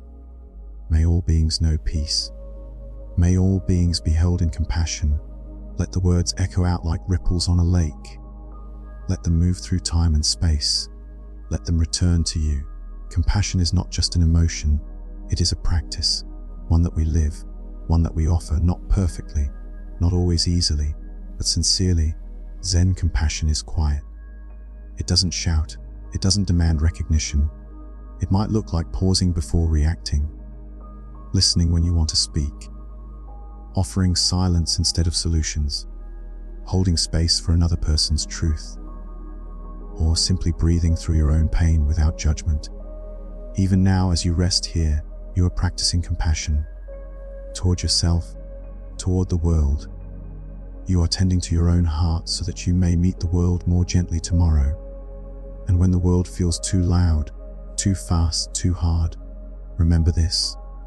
Come back to the breath, to the silence, to the small flame of compassion that never goes out. It may flicker, but it stays. Let that flame warm you now. Imagine it glowing in your chest, soft, steady, not consuming, just radiating warmth. Let it spread slowly, through your body, through the space around you, through your life. This is how healing happens, not all at once, not through grand gestures, but moment by moment, breath by breath, word by word, through presence, through compassion. And so we rest here in the heart of it. No striving, no agenda, just the quiet willingness to care, to notice, to be kind. Next, we'll begin to explore the Zen path of simplicity, how reducing noise, clutter, and excess in our minds and in our lives opens the door to clarity, peace, and deep inner freedom. Simplicity is not about having less, it's about needing less, reaching less, and in doing so receiving more clarity, more peace, more of what truly matters. The Zen path doesn't ask us to strip away our lives until there's nothing left. It simply invites us to let go of what is not essential, not out of denial, but out of devotion. A devotion to presence, a devotion to space. Imagine a small room with only what you need: a cushion, a cup, a beam of sunlight across the floor, nothing more, and somehow everything is there. Nothing distracts you from the warmth, the light, the breath. This is the heart of simplicity. Now turn inward. Picture the inner room of your mind. How many things are scattered there? Old stories, half-finished plans, rehearsed conversations, the clutter of expectation and comparison. Zen doesn't judge the mess. It just offers a door, a chance to step into stillness without carrying all that with you. Start with breath, always. Not because it's magic, but because it's immediate. You don't need to search for it. It's already here. Let the inhale clear space. Let the exhale release weight. No effort, just letting go. The practice of simplicity can begin in the body, feeling what's present, releasing what isn't needed. Tension in the jaw, soften it. Tightness in the chest, breathe into it. Holding in the belly, let it fall. You don't need to carry the armor tonight. You are safe here. In daily life, simplicity may mean slowing down, doing one thing at a time, drinking tea without checking a screen, walking without destination, listening without interrupting. It's not about restriction, it's about attention. When we give something our full presence, we discover it contains more than we thought. Even your surroundings can reflect this. A room with space, a table with less, a schedule with breathing room. Simplicity makes beauty visible. It makes joy accessible. It allows you to be present with what is, without reaching for what isn't. Notice now in your body the effect of stillness, of quiet, of nothing extra. This too is simplicity. Noticing what you feel without changing it. Letting each breath be enough. Letting each moment stand on its own. In Zen, monks wear simple robes, eat simple meals, walk the same paths day after day, not because their lives are empty, but because they have learned the fullness that comes from rhythm, repetition, care. Each act becomes sacred when done with full awareness. That is the secret of simplicity. It turns ordinary things into rituals. You can live this way too, without becoming a monk, without renouncing your life. It begins in how you brush your teeth, how you sit in traffic, how you speak to yourself when you make a mistake. Simplicity is not a change in the world. It's a shift in how you relate to the world. Try this tomorrow. Let one moment be completely simple. Just one. A meal, a breath, a greeting, no multitasking, no rush. Just you being there. That one act done with full presence is Zen. And then, when your mind starts to complicate things again, because it will, you don't need to fight it, just notice, smile gently, and return to the breath, to the body, to now. Simplicity also frees the heart. When we're no longer chasing more, we begin to feel gratitude for what is.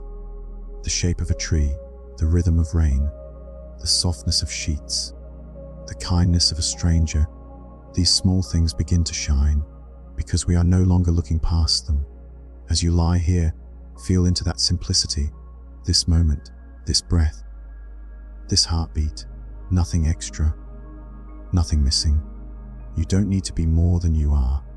You don't need to figure anything out. You don't need to do anything but rest. This is enough. You are enough. In a moment, we'll continue our journey with a reflection on letting go, the art of surrendering what no longer serves, not with force, but with trust, with grace, with the knowing that every release creates room for new peace to enter. Letting go is not an act of weakness. It is an act of wisdom, a deep, inner recognition that clinging, whether to pain, to identity, to old stories or imagined outcomes, creates suffering. In Zen, the practice of letting go is not about losing what's important. It's about freeing ourselves from what weighs us down.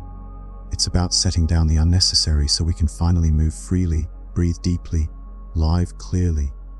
And yet, letting go is not always easy. It asks something of us: trust, courage, softness. Because often, we've carried what we're holding for so long, it's hard to remember who we were without it. The fear is not just in the release, but in the question of who will be after. But notice this: even now, your breath knows how to let go. Every inhale invites in life. Every exhale offers release, without thought, without effort, without fear. The breath does not ask if it's okay to let go. It simply trusts the rhythm, the return. Begin there, with breath. Inhale fully. Exhale softly. Let the out-breath carry away anything you don't need right now. No need to name it, just the feeling of lightening. Letting go can be small, a thought you no longer chase, a habit you choose not to repeat today, a grudge that softens if only slightly, or it can be larger, a way of being, a relationship and identity that no longer fits. But always it begins with awareness, seeing what we hold, feeling how it lives in our body, in our shoulders, in our jaw, in our chest. Begin to notice, what are you holding tonight? Not to fix it, not to judge, just to see. Where does it live? How does it feel? And now ask yourself gently, is this still serving me? Not in the past, not in the future, but now? You don't need to force anything to answer that question. Just listen. And in that listening, sometimes things begin to shift. Imagine now holding a stone in your hand. Not a heavy one, just enough to notice. This stone represents something you've carried.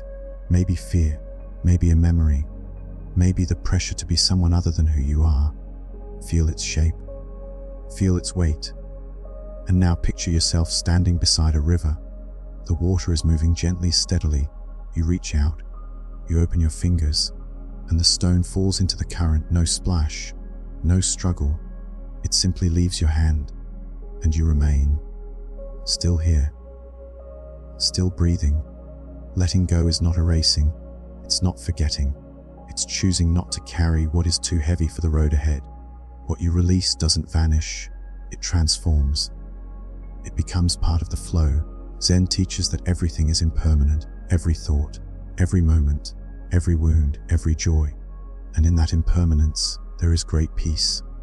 Because when we stop trying to hold the river still, we begin to float with it. We begin to trust its direction. Sometimes, letting go means forgiving yourself, others, life itself. Forgiveness is not saying that harm was okay. It's saying that you won't let it define you anymore, that your peace matters more than your proof, that your healing matters more than your hurt. You may not be ready to let go all at once. That's okay.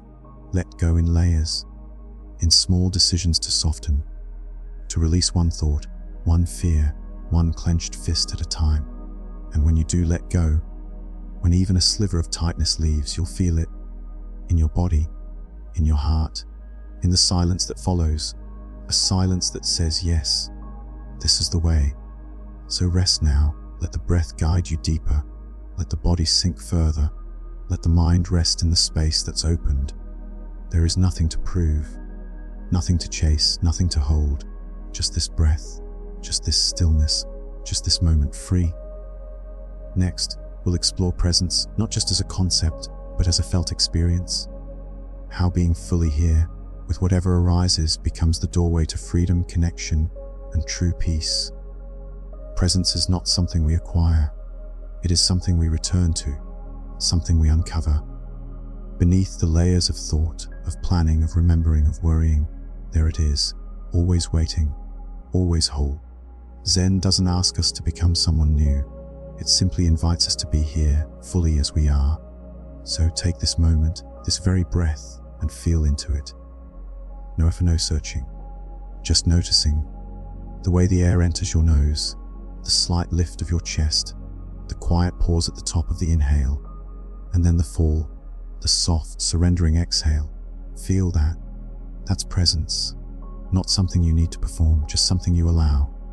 Often we imagine presence must feel special, deep, spiritual, but presence is simply paying attention completely to whatever is here. It might be joy, it might be sorrow, it might be fatigue or stillness or a buzzing thought you can't shake.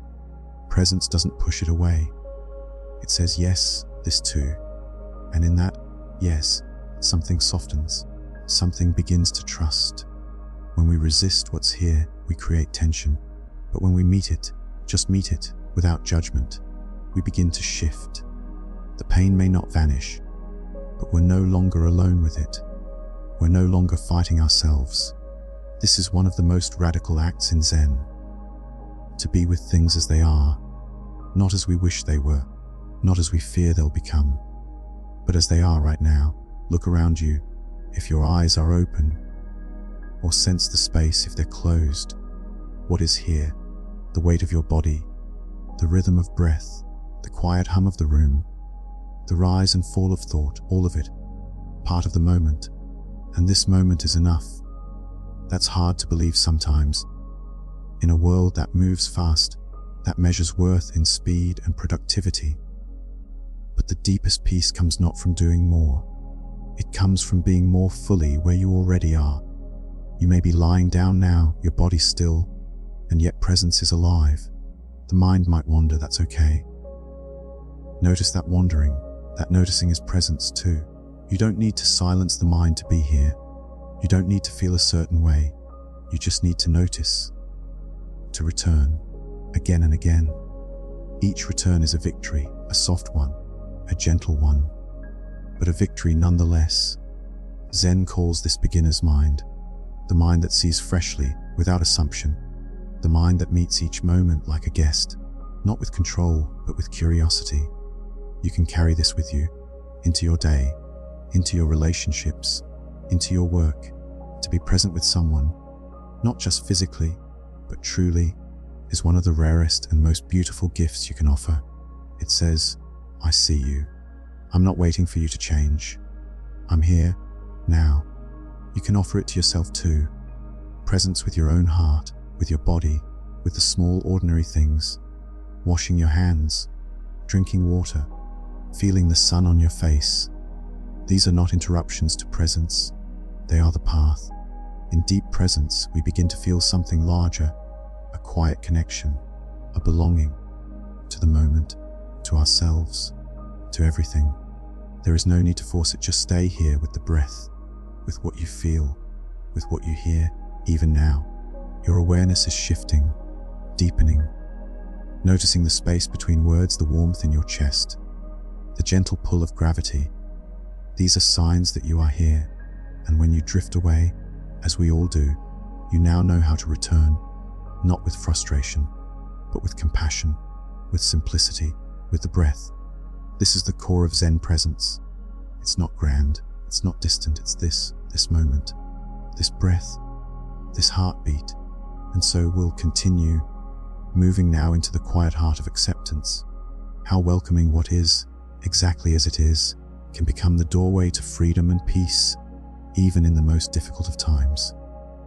Acceptance does not mean agreement. It does not mean approval or indifference.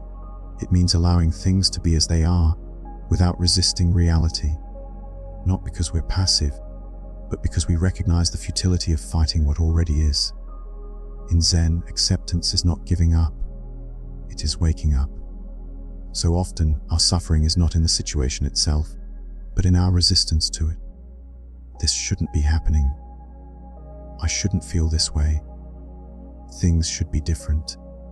These thoughts create a war within us, a war between what is real and what we wish were real. Acceptance is laying down the sword. Right now, as you breathe, allow yourself to feel the truth of this moment, the air entering your lungs, the sensations in your body, the tone of your inner world. Whatever is here, let it be. Don't rush to change it. Don't push it away. Just breathe with it. Just notice. There may be tension. That's okay. Let the tension be part of the moment. There may be restlessness. Let that in too. There may even be peace. Accept that without clinging. Whatever arises, welcome it like a guest. You don't need to entertain it. Just make space. In the Zen tradition, there's a story of a monk who lived in a small hut beside a stream. One night, a thief entered the hut, only to find there was nothing to steal. The monk offered the thief his robe, saying, "You came a long way to visit me, and you should not return empty-handed." After the thief left, the monk sat in silence and looked up at the moon, whispering, "If only I could have given him this beautiful moon." This is acceptance. A heart so free it does not cling, even to what is being taken away. A heart so open that it can offer peace even in loss. Acceptance does not mean we never act. It means we act from clarity, not from reaction. We face what is real, not what we fear. And we stop wasting energy fighting the moment. You may be holding something right now that you wish were different. A pain in the body, a weight in the heart, a regret in the mind. See if, just for this moment, you can accept its presence, not because you like it, but because it's already here. Breathe with it. Let yourself feel the edge of it, and then soften your response. Soften the grip, soften the story. Sometimes the greatest healing happens not when pain disappears, but when the fight around the pain dissolves. When we stop resisting and simply breathe, and listen, and wait. There is a Zen phrase, "Let everything happen to you." Beauty and terror, just keep going. No feeling is final. This is acceptance in motion, not stagnant, not stuck, but alive, presentient. As you rest here, let the breath remind you that everything moves, nothing stays. The breath comes, emotions rise, thoughts pass, and still you are here. Still you are breathing. Still you are held. Acceptance doesn't erase discomfort, but it does create space. And in that space we find grace, grace to stay, grace to begin again. Tonight, you are practicing that grace, in the quiet, in the stillness, in the willingness to meet life as it is. Let that willingness carry you now. Let it hold you. Let it guide you towards sleep, not as escape, but as a return to what is real, to what is whole, to what is already enough. Next, we'll move into the practice of gratitude, not as a forced positivity, but as a deep noticing of what remains, of what supports, of what gives meaning and light in every ordinary day. Gratitude, in its truest form, is not about making a list or repeating phrases. It's about seeing, about noticing what is already here, already supporting you, already offering beauty. Even when the mind is quiet, even when the heart is tender. Zen gratitude doesn't require perfection. It simply invites presence. The more present you are, the more clearly you see. And the more you see, the more naturally gratitude arises, not as obligation, but as recognition. Right now, begin by sensing your breath again, this simple rhythm, in and out, without effort, without demand. It has carried you every moment of your life, asking for nothing in return. That's something to be grateful for, not because you should be, but because it is true. Now, feel the weight of your body supported by the surface beneath you. This support, too, is constant. You don't have to earn it. You don't have to ask for it. The earth holds you.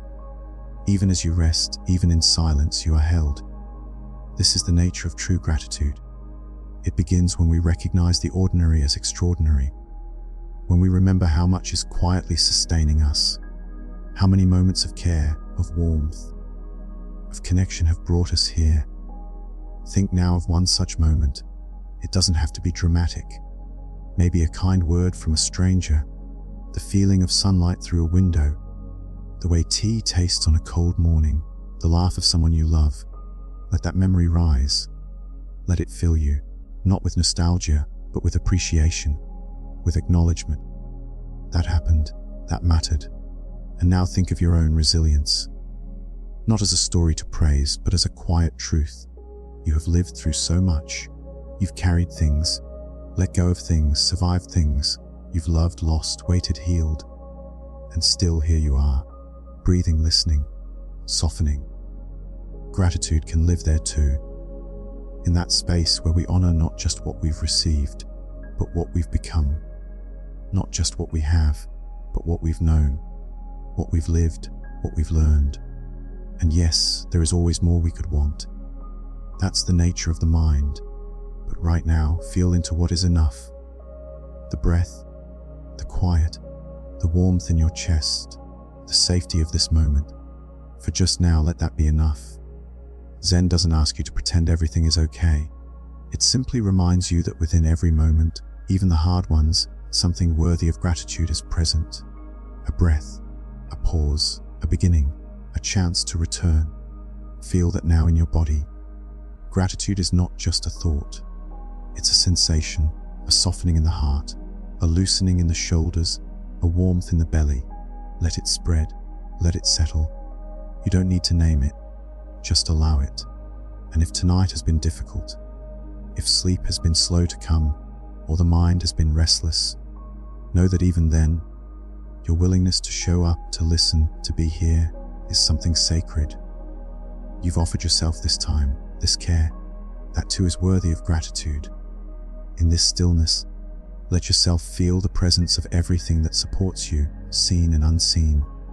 The people who love you, the ones who came before you, the breath in your lungs, the strength in your spine, the silence that holds it all.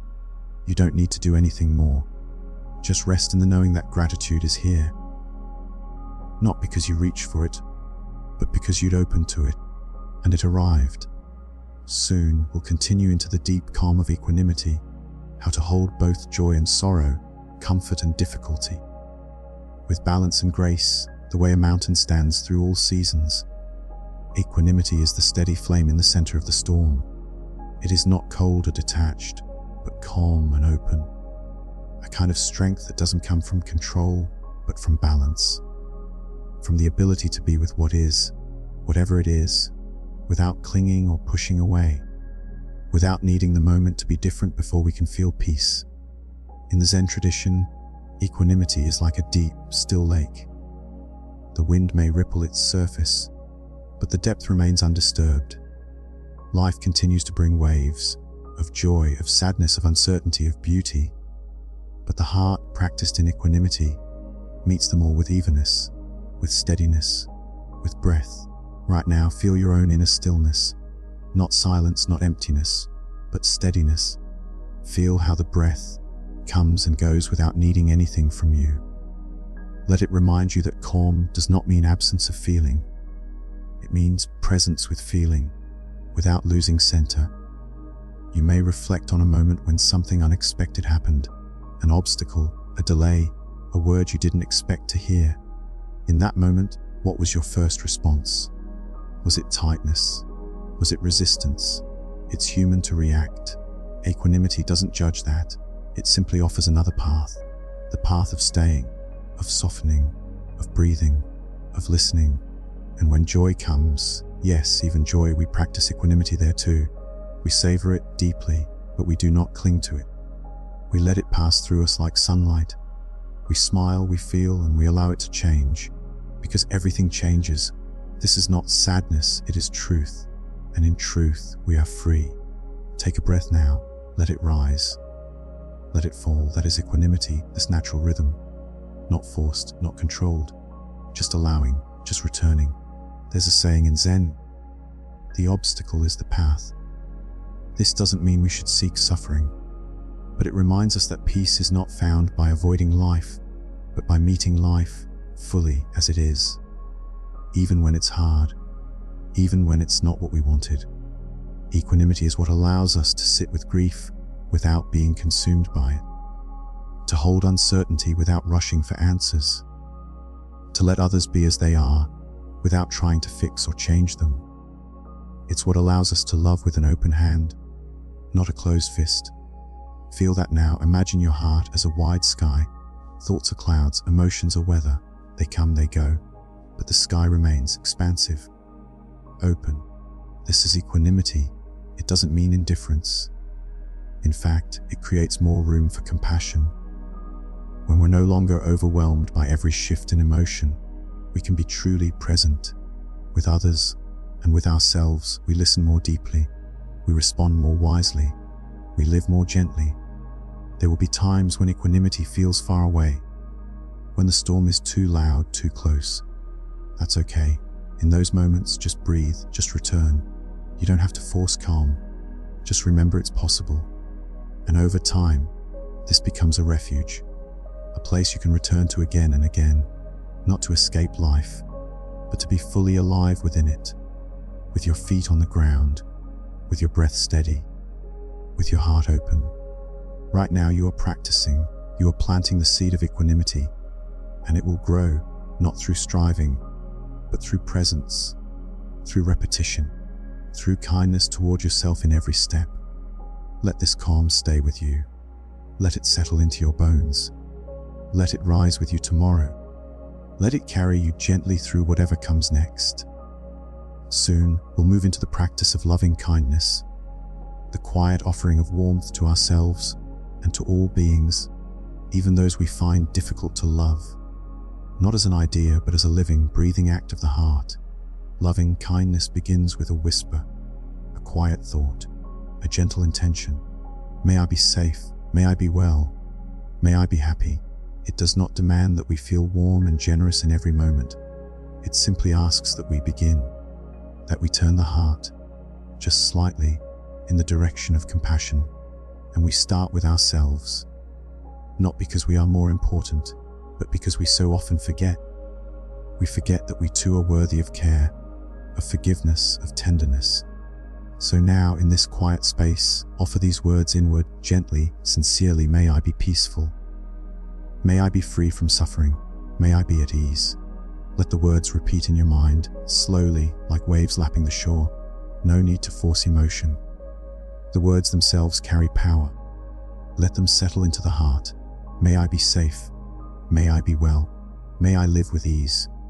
Now think of someone you love deeply, someone who brings a natural warmth to your heart.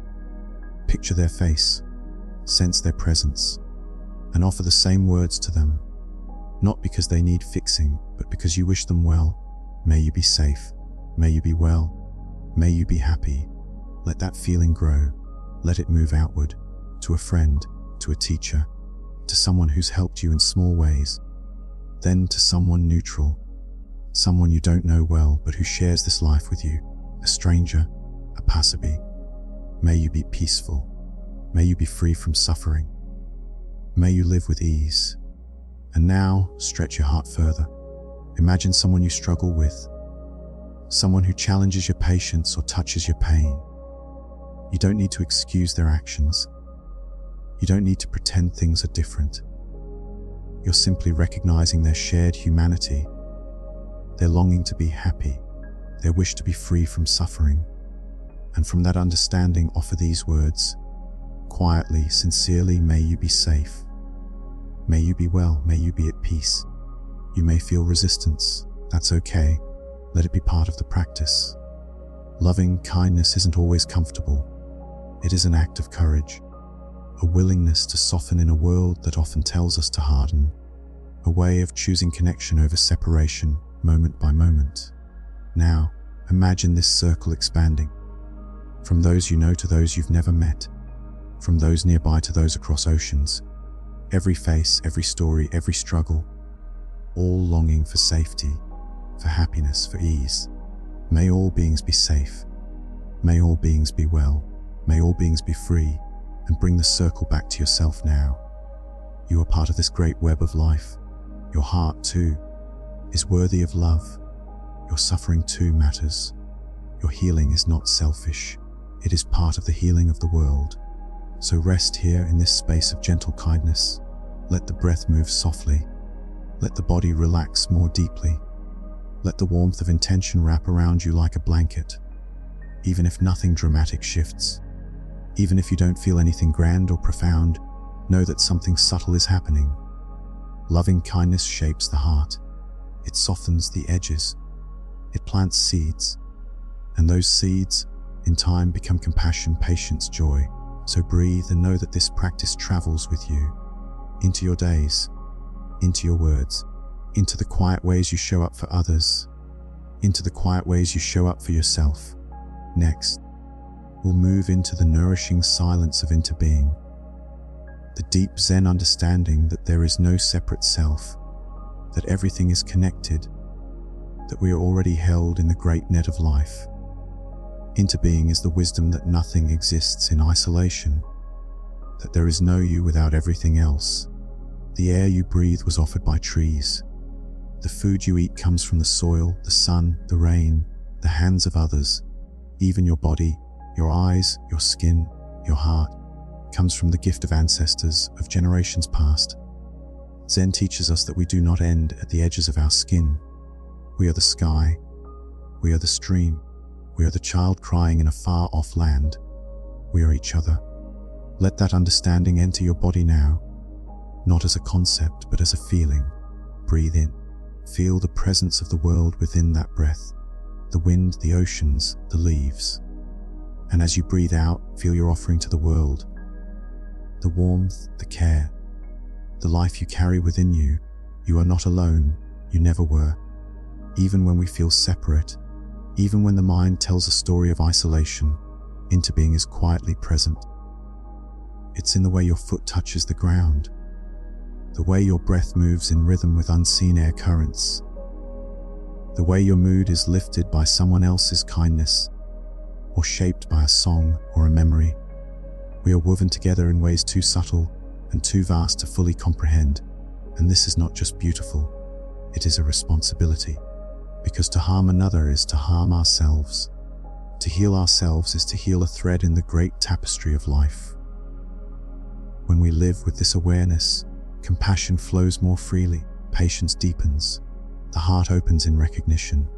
Right now, think of someone far away from you, someone you'll likely never meet, a farmer harvesting rice, a teacher preparing lessons, a child sleeping in a quiet village. You do not know them, but they are not separate. Their well-being affects yours, and yours theirs. This is interbeing. Feel how this truth dissolves the walls between self and other, not in a way that erases identity, but in a way that honors connection, that honors the miracle of being part of something greater, something shared. Even your thoughts are not fully your own. They arise from language you learned from others, from stories, from cultures, from moments in time. And your voice now, your inner listening, it too is shaped by the world. This moment of stillness is not yours alone. It is part of the world pausing through you. Let that bring comfort. You do not need to carry everything on your own. You are part of a greater rhythm, a greater breathing. The earth, the rain, the trees, all breathing with you now, all part of this moment. And when you lie down to sleep, when you feel the night gently wrap around you, remember that the stars above you are the same stars shining over oceans, over forests, over the eyes of others who too are looking up, who too are wondering, hoping, healing. This awareness brings humility, yes, but also immense tenderness. You matter, not because you are separate, but because you are part of all things. Your joy echoes, your pain ripples, your breath touches the world. So breathe now with a deep sense of belonging. Not to a place, not to a name, but to life itself. Feel yourself not as an isolated mind in a body, but as life becoming aware of itself, here, in this moment. This is the gift of interbeing. It frees us from loneliness. It invites us into care. It reminds us that there is no such thing as a small act of kindness, no such thing as a solitary life. Next, we turn toward the mystery of impermanence, the deep Zen understanding that everything changes, everything flows, and within that change lies both the sorrow of loss and the seed of deep peace. Impermanence is the truth that nothing lasts forever. It is not a flaw in the design, it is the design. Everything changes, everything moves, everything eventually lets go. Zen teaches us to stop clinging to what must pass, and instead to meet change with open hands, open eyes, and an open heart. Think now of your breath. Each one is born, lives for a moment, and then dissolves. You cannot hold it, you cannot keep it, but you can experience it fully while it is here. That is the path of peace, not holding on, but fully showing up. In our daily lives, impermanence can be a source of pain. The people we love grow old. Moments we treasure pass too quickly. Plans change. We lose things we thought were certain. But in this same truth lies the seed of liberation. Because nothing is fixed, new possibilities always arise. Because nothing is permanent, healing is always possible. Grief softens, fear passes, even the deepest sorrow shifts. Right now, allow yourself to feel what is changing in your own life.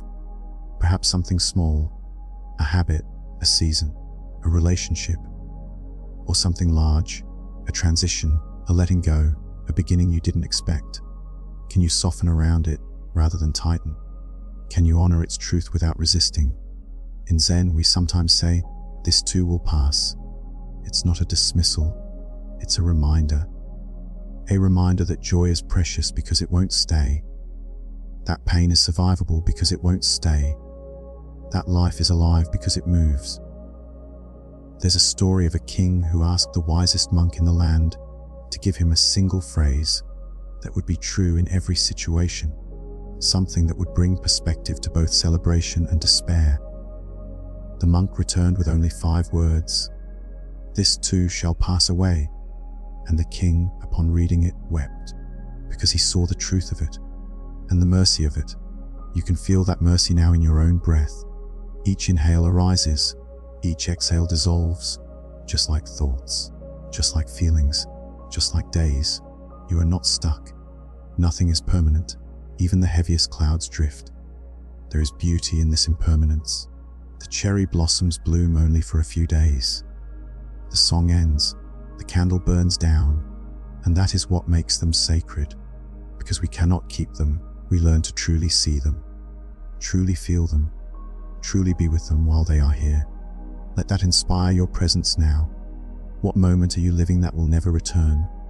What light, what sound, what feeling is here now, and only now? Take it in. Let it matter. Let it be enough. Impermanence also means that you too are constantly becoming. You are not the same person you were a year ago, or a week ago, or even an hour ago. Every breath shapes you. Every experience shifts you. You are not stuck in any story. You are not frozen in any role. You are living, changing, unfolding. So be gentle with yourself. Be curious. You do not need to rush to become something fixed. Let yourself evolve. Let yourself be in process. That is what life is. And when the fear of loss arises, and it will, meet it not with panic but with presence. Grieve what passes, honor it, but don't close your heart. Keep living, keep loving, keep breathing, because the moment you're in is already becoming memory, and this memory too will pass. So be here now. Let the light of this breath, this pause, this softness be enough. Soon, we'll journey into the mystery of no self, not as an idea to debate, but as a doorway into freedom from the stories that bind us, and the illusion of separation that keeps us from peace. No self, or anatta, is one of the most subtle and liberating teachings in Buddhism. It doesn't mean that you don't exist. It means that the solid, unchanging I we often believe ourselves to be, the fixed identity we defend, compare, and cling to, is an illusion. There is no permanent, separate self at the core. There is only a fluid, ever-shifting process of experience. You are not the same from moment to moment. Thoughts arise, sensations pass, emotions come and go. Personality evolves, roles change, and life moves through you like a river, never the same twice. And yet, we often cling to a static image of ourselves. I am this, I am not that. I always do this, I never do that. But the more we look, the more we see this self we hold onto as a story. A useful one at times, but still a story, and stories can be rewritten. Let yourself feel that freedom. You don't have to be the person you were yesterday. You don't have to carry every label you've been given. You don't have to protect a false idea of who you are.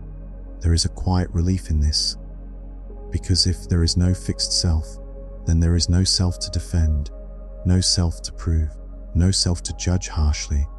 Just a tender, impermanent unfolding of life, moment by moment. Imagine now a mirror.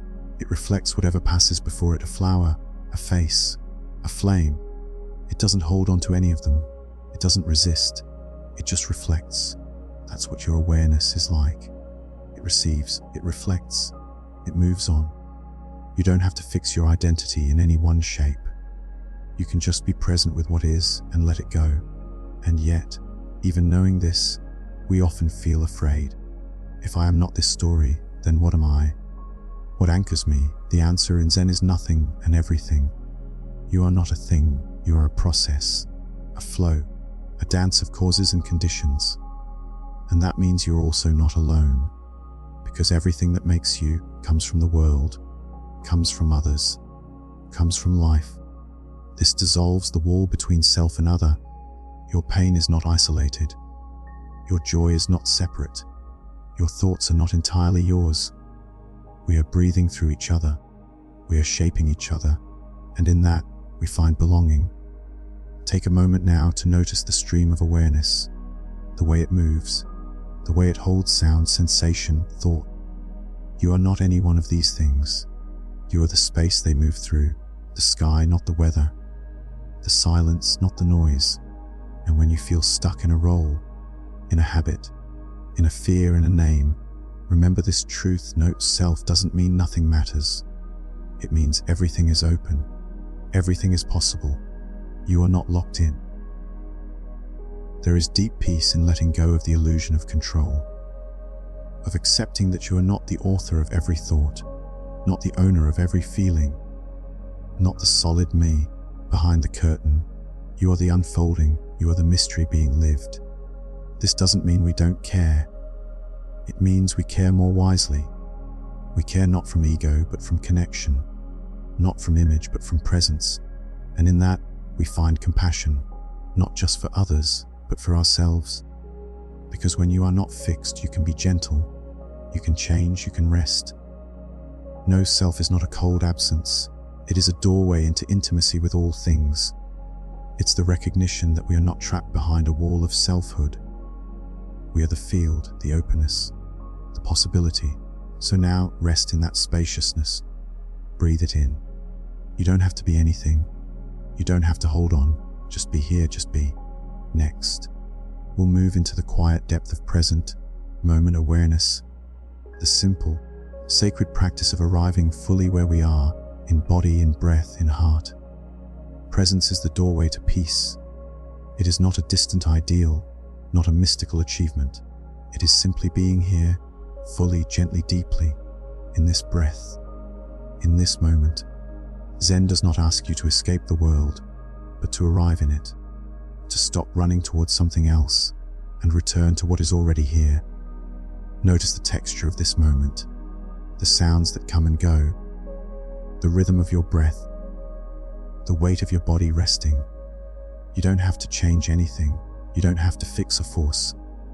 Presence isn't about perfection. It's about allowing. So often, the mind is elsewhere, regretting the past, rehearsing the future, judging, comparing, trying to solve what cannot be solved in thought. But the body never leaves the present. It is always here, always now, and so it becomes our anchor, our guide. Feel your feet, your hands, your chest rising and falling. There is a quiet wisdom here, in these sensations, the simplicity of being alive. No need to make it more. No need to turn it into something else.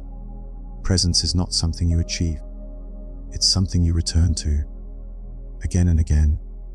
Each breath a homecoming, each pause a rediscovery. When your attention drifts, and it will, you don't need to judge it. Just notice and return. This gentle returning is the heart of mindfulness, the soft, kind awareness that holds experience without gripping it, that lets things come and go without needing to control them. That says, yes, this too belongs. Even difficult moments can be met with presence. A restless mind, a tired body, a heavy heart. You don't have to fight them. Just meet them with kindness, with curiosity, with breath. Ask yourself now, can I be with what's here? Not forever, just for this breath, just for this moment. Often the answer is yes. And even when it feels like no, your willingness to try is already a step toward peace. In Zen they say, when walking, just walk. When eating, just eat. This is not about being strict, it's about being free. Free from distraction, free from the grasping that pulls us out of life. When you walk with full attention, the ground beneath you becomes sacred. When you drink tea with full awareness, each sip becomes a prayer. Presence brings depth. It reveals beauty in the ordinary, the way sunlight touches the floor, the sound of leaves brushing against the wind, the warmth of your own skin, the softness of silence. This is not about constant focus. It's about returning over and over to what is now, to what is alive. And slowly, with practice, presence becomes a refuge, a place you can return to in times of stress, of grief, of uncertainty. It becomes a friend, a holding space, a deep breath in the chaos. Right now, be with this breath. Feel it enter, feel it leave. There is no hurry, there is nowhere else to be. Just this, just now. And when this moment passes, as all moments do, let the next one arrive and meet it the same way, with openness, with quiet, with trust. Presence does not solve every problem. It does not erase pain, but it changes your relationship to experience. It teaches you to stop fleeing and to begin listening.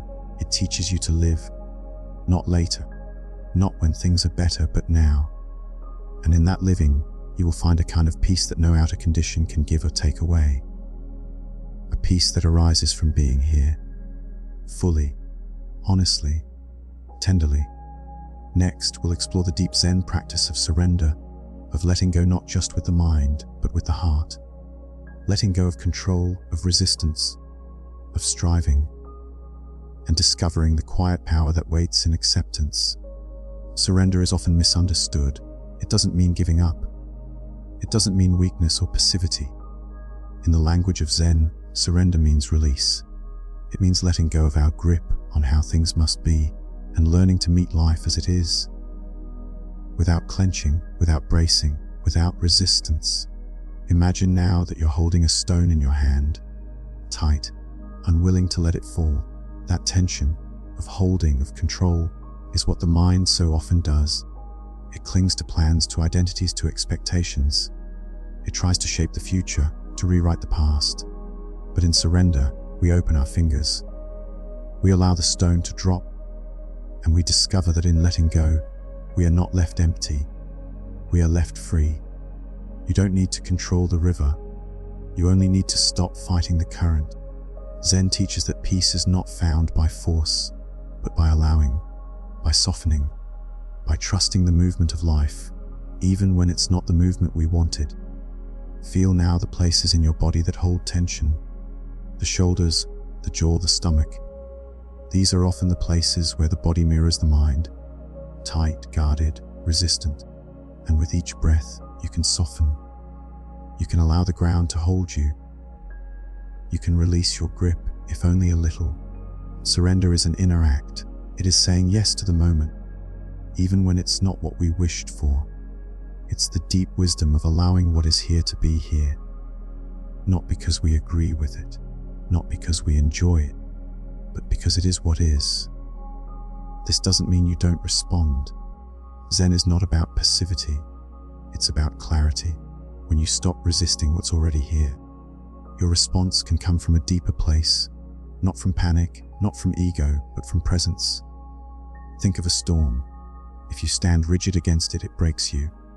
If you move with it, if you bend like the bamboo, you remain whole. Surrender is that bending. It is the humility to say, I don't know where this is going, but I will meet it with courage, with breath, with openness.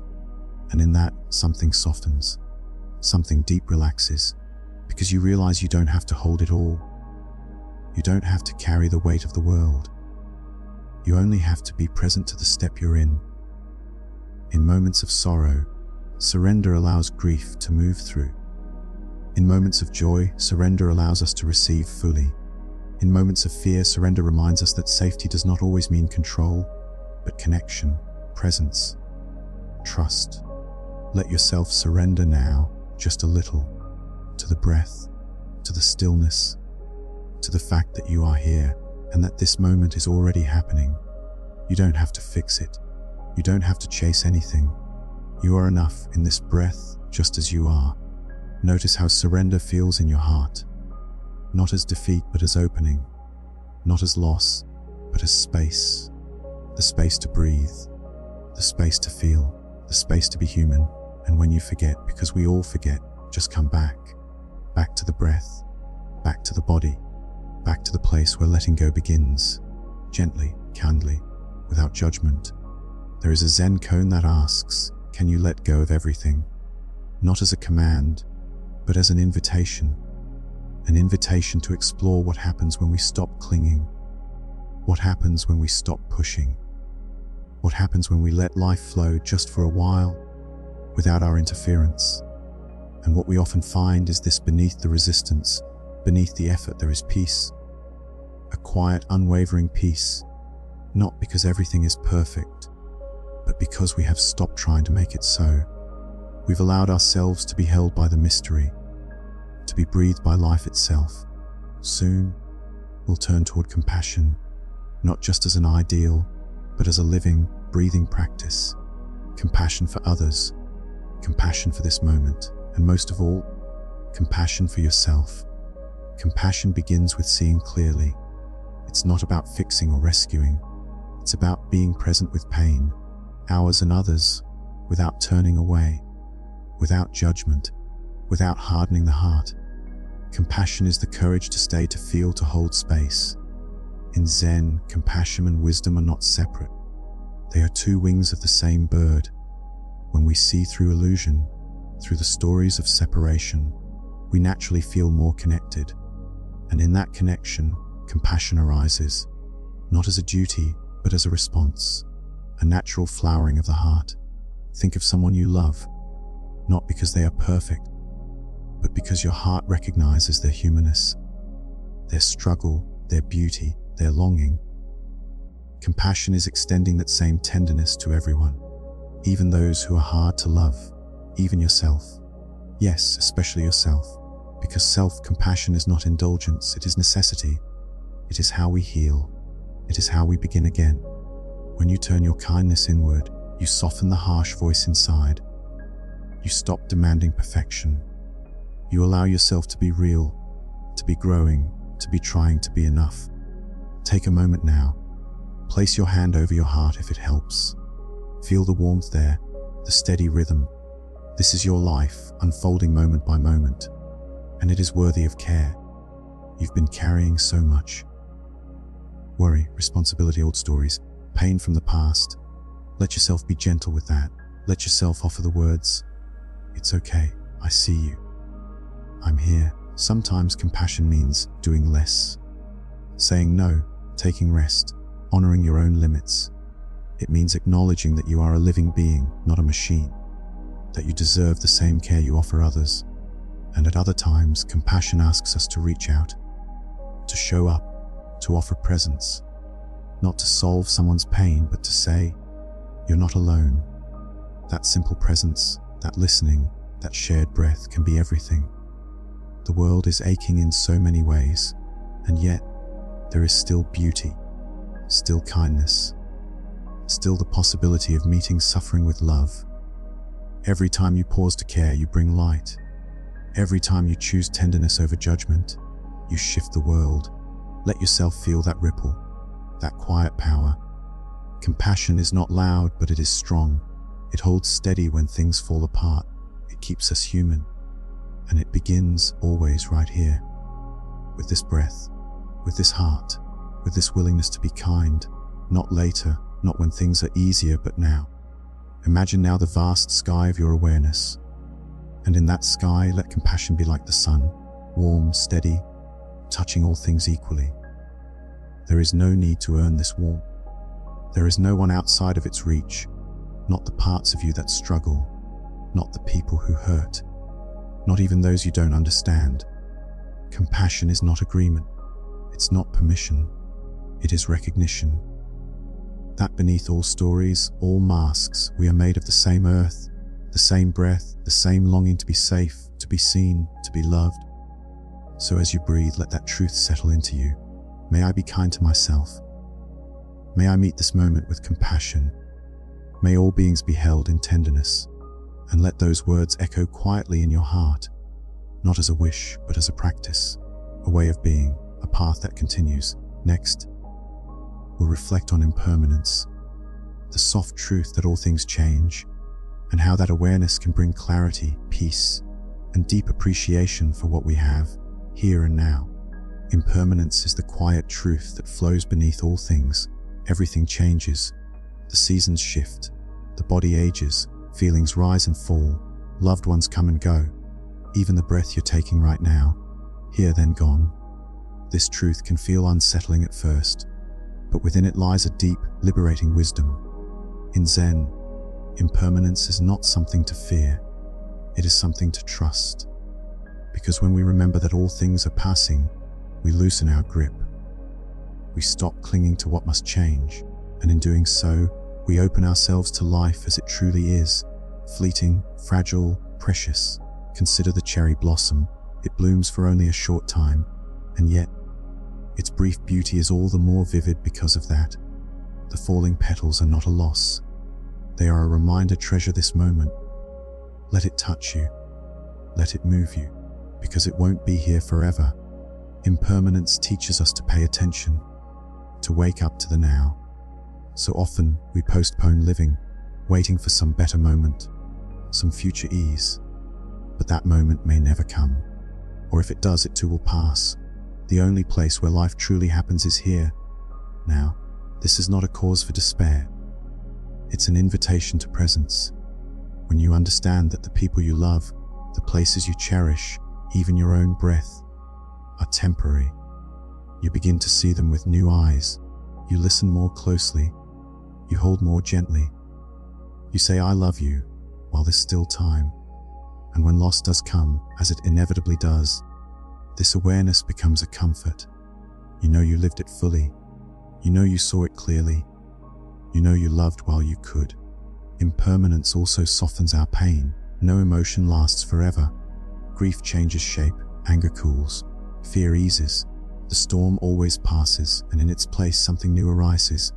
Maybe not what you expected, maybe not what you wanted, but still something new. There is great peace in remembering this. Nothing is fixed. Nothing is stuck. Even when life feels heavy, this too is in motion. This too is becoming something else. Right now, feel into this moment. Notice how even within it, things are shifting. The sounds around you, the sensations in your body, the thoughts drifting in your mind. It is all alive, all moving, all impermanent. And because of this, it is also sacred. You don't have to hold on so tightly. You don't have to make everything last. You only have to be here. To meet each moment with open hands, knowing it will pass. To greet each joy and sorrow like a guest, knowing they cannot stay. Impermanence doesn't mean detachment. It doesn't mean you stop caring. In fact, it means you care more deeply. You understand the value of things. You savor them. You honor their fleeting nature. It's like watching a sunset. You know it will soon fade. And so, you give it your full attention. You take it in with your whole heart. And when it's gone, you don't regret. You're grateful you were there to see it. This is the gift of impermanence. Not fear, but appreciation. Not grasping, but grace. And when you live with this awareness, you become more present, more loving, more awake. So let this truth settle into your breath. This moment is here, and already it is passing. Let it be enough. Let it be beautiful just as it is. Next, we'll explore stillness, not as the absence of movement, but as the quiet space within, the place you can return to no matter what storms may rise around you. Stillness is not the absence of sound. It is not the absence of thought or sensation. Stillness is a presence, a spaciousness. It is the quiet underneath everything, the place where awareness rests, the place you return to when you stop striving, stop rushing, stop trying to make the moment something other than it is. In the Zen tradition, stillness is not something we find by escaping the world. It's something we touch by fully entering the moment, by sitting with what is, by being with it completely. Whether it's joy or sorrow, noise or silence, clarity or confusion, stillness holds it all. Feel now the quiet that lives beneath your breath, beneath the rise and fall of thought. It is there, waiting, steady, like the depths of a vast lake, untouched by the ripples on the surface. We live much of our lives on that surface, pulled by demands, caught in doing, lost in speed. But beneath that is a stillness that cannot be disturbed. Even when things are chaotic outside, this inner stillness remains. You don't have to create it. You don't have to earn it. You only need to notice it. Return to it and trust that it's always here. The breath is one way in. Each inhale, each exhale, a gentle reminder you are here. You are alive. And in this simple rhythm, there is peace. Stillness is not about stopping all motion. It is about moving from a centered place. When you act from stillness, your actions carry wisdom. When you speak from stillness, your words carry weight. When you rest in stillness, even briefly, you remember who you are beneath the noise. Let yourself rest there now, not forever, not as escape, but as refuge, as home. Listen to the quiet between words, the space between breaths. Notice how even in stillness there is life, a subtle energy, a gentle unfolding, like the quiet growth of a tree or the slow turning of the earth. Stillness holds you. It doesn't ask you to change. It simply invites you to stop running, to stop proving, to stop fixing, and to simply be. This can feel strange at first. We're so used to doing, so used to distraction. But the more you practice resting in stillness, the more you come to trust it, to recognize it as your natural state, not a rare achievement, but your birthright. And in that quiet, healing happens. Insights arise, the body softens, the mind becomes clear. You begin to see the world not as a problem to solve, but as a mystery to enter, with curiosity, with humility, with peace. Stillness is not always silent. Sometimes it hums with life, with the sound of wind or water or bird song. Sometimes it holds sadness or longing or gratitude, but always it holds them gently, without judgment. Return here whenever you need. Whenever life feels too much, whenever you forget your center, the stillness is here. It hasn't gone anywhere. It waits for your attention, for your presence, for your breath. In this stillness, remember you are not your thoughts. You are not your fears. You are not your past. You are this awareness, this openness to what is. And in this openness, you are free. Soon, we'll close our journey together by gathering the threads of breath, of mindfulness, of compassion, and offering a final space of deep rest and reflection. As we near the close of this journey together, take a long, gentle breath. Feel the air move in through your nose, filling your lungs, and then slowly let it go, softening your shoulders, relaxing your jaw, settling your body into this final space of ease. Throughout these hours, we've walked through teachings that invite presence and healing the breath as your anchor, mindfulness as your refuge, compassion as your guide, impermanence as your wisdom, and stillness as your ground. And now, with each breath, let those teachings settle deep into your being, not just as concepts, but as lived experiences, as truths that can nourish you from the inside out. There is nothing left to strive for, nothing more to do. You are exactly where you need to be. In this stillness, you are held, not by anyone or anything outside of yourself, but by the simple, tender presence of your own awareness, by the kindness you've begun to cultivate for yourself. Let yourself rest in this spaciousness. Let the quiet be enough. Maybe your mind still flickers with thoughts. That's okay. Maybe your body still carries tension. That's okay too. The practice isn't about forcing stillness. It's about allowing whatever is present to be here, without resistance, without judgment. If sadness is here, let it be here. If joy is here, welcome it. If fatigue is here, soften into it. Nothing is wrong. Nothing needs to change. This moment is whole, just as it is. Now imagine you're sitting beneath a vast sky. Nothing to shield you, nothing to carry, just you and the sky. Open, infinite, embracing. And you, small and soft and human, are completely accepted beneath it. Whatever you're carrying, worry, pain, longing, offer it to that sky. Let it be absorbed by that vastness. You don't have to hold it all alone, you never did. And as you release, notice what remains: a quiet strength, a knowing, a sense of being connected to this earth, to this moment, to the deep stillness within yourself that is never lost, only forgotten. Let yourself remember it now. There's nothing you need to prove, nothing you need to fix. You are not a project to be completed. You are a being to be loved. Let that truth echo inside you. Let it soften your chest. Let it warm your breath. Let it be a balm to any part of you that feels unworthy or unseen. You are enough. You are enough even in your doubts, even in your confusion, even in your tiredness and your fear. You are enough not because of what you do or how you appear, but because you exist, because you breathe, because you feel. Rest in that. And as we come to the end, gently return to your breath. Let it be your anchor once more. Inhale, soft and easy. Exhale, long and slow. Trust this rhythm. It is always here. No matter what comes next, no matter what the world asks of you tomorrow, you can return to this breath, this moment, this presence. You can return to yourself. So, rest now. Let the teaching settle. Let your heart rest. Let your mind grow quiet. And know that this space we've shared, this quiet, this warmth, this wisdom, will remain with you. Not as a memory, but as a part of who you are. Let the silence cradle you now. Let the night hold you. Let the breath carry you gently into peace.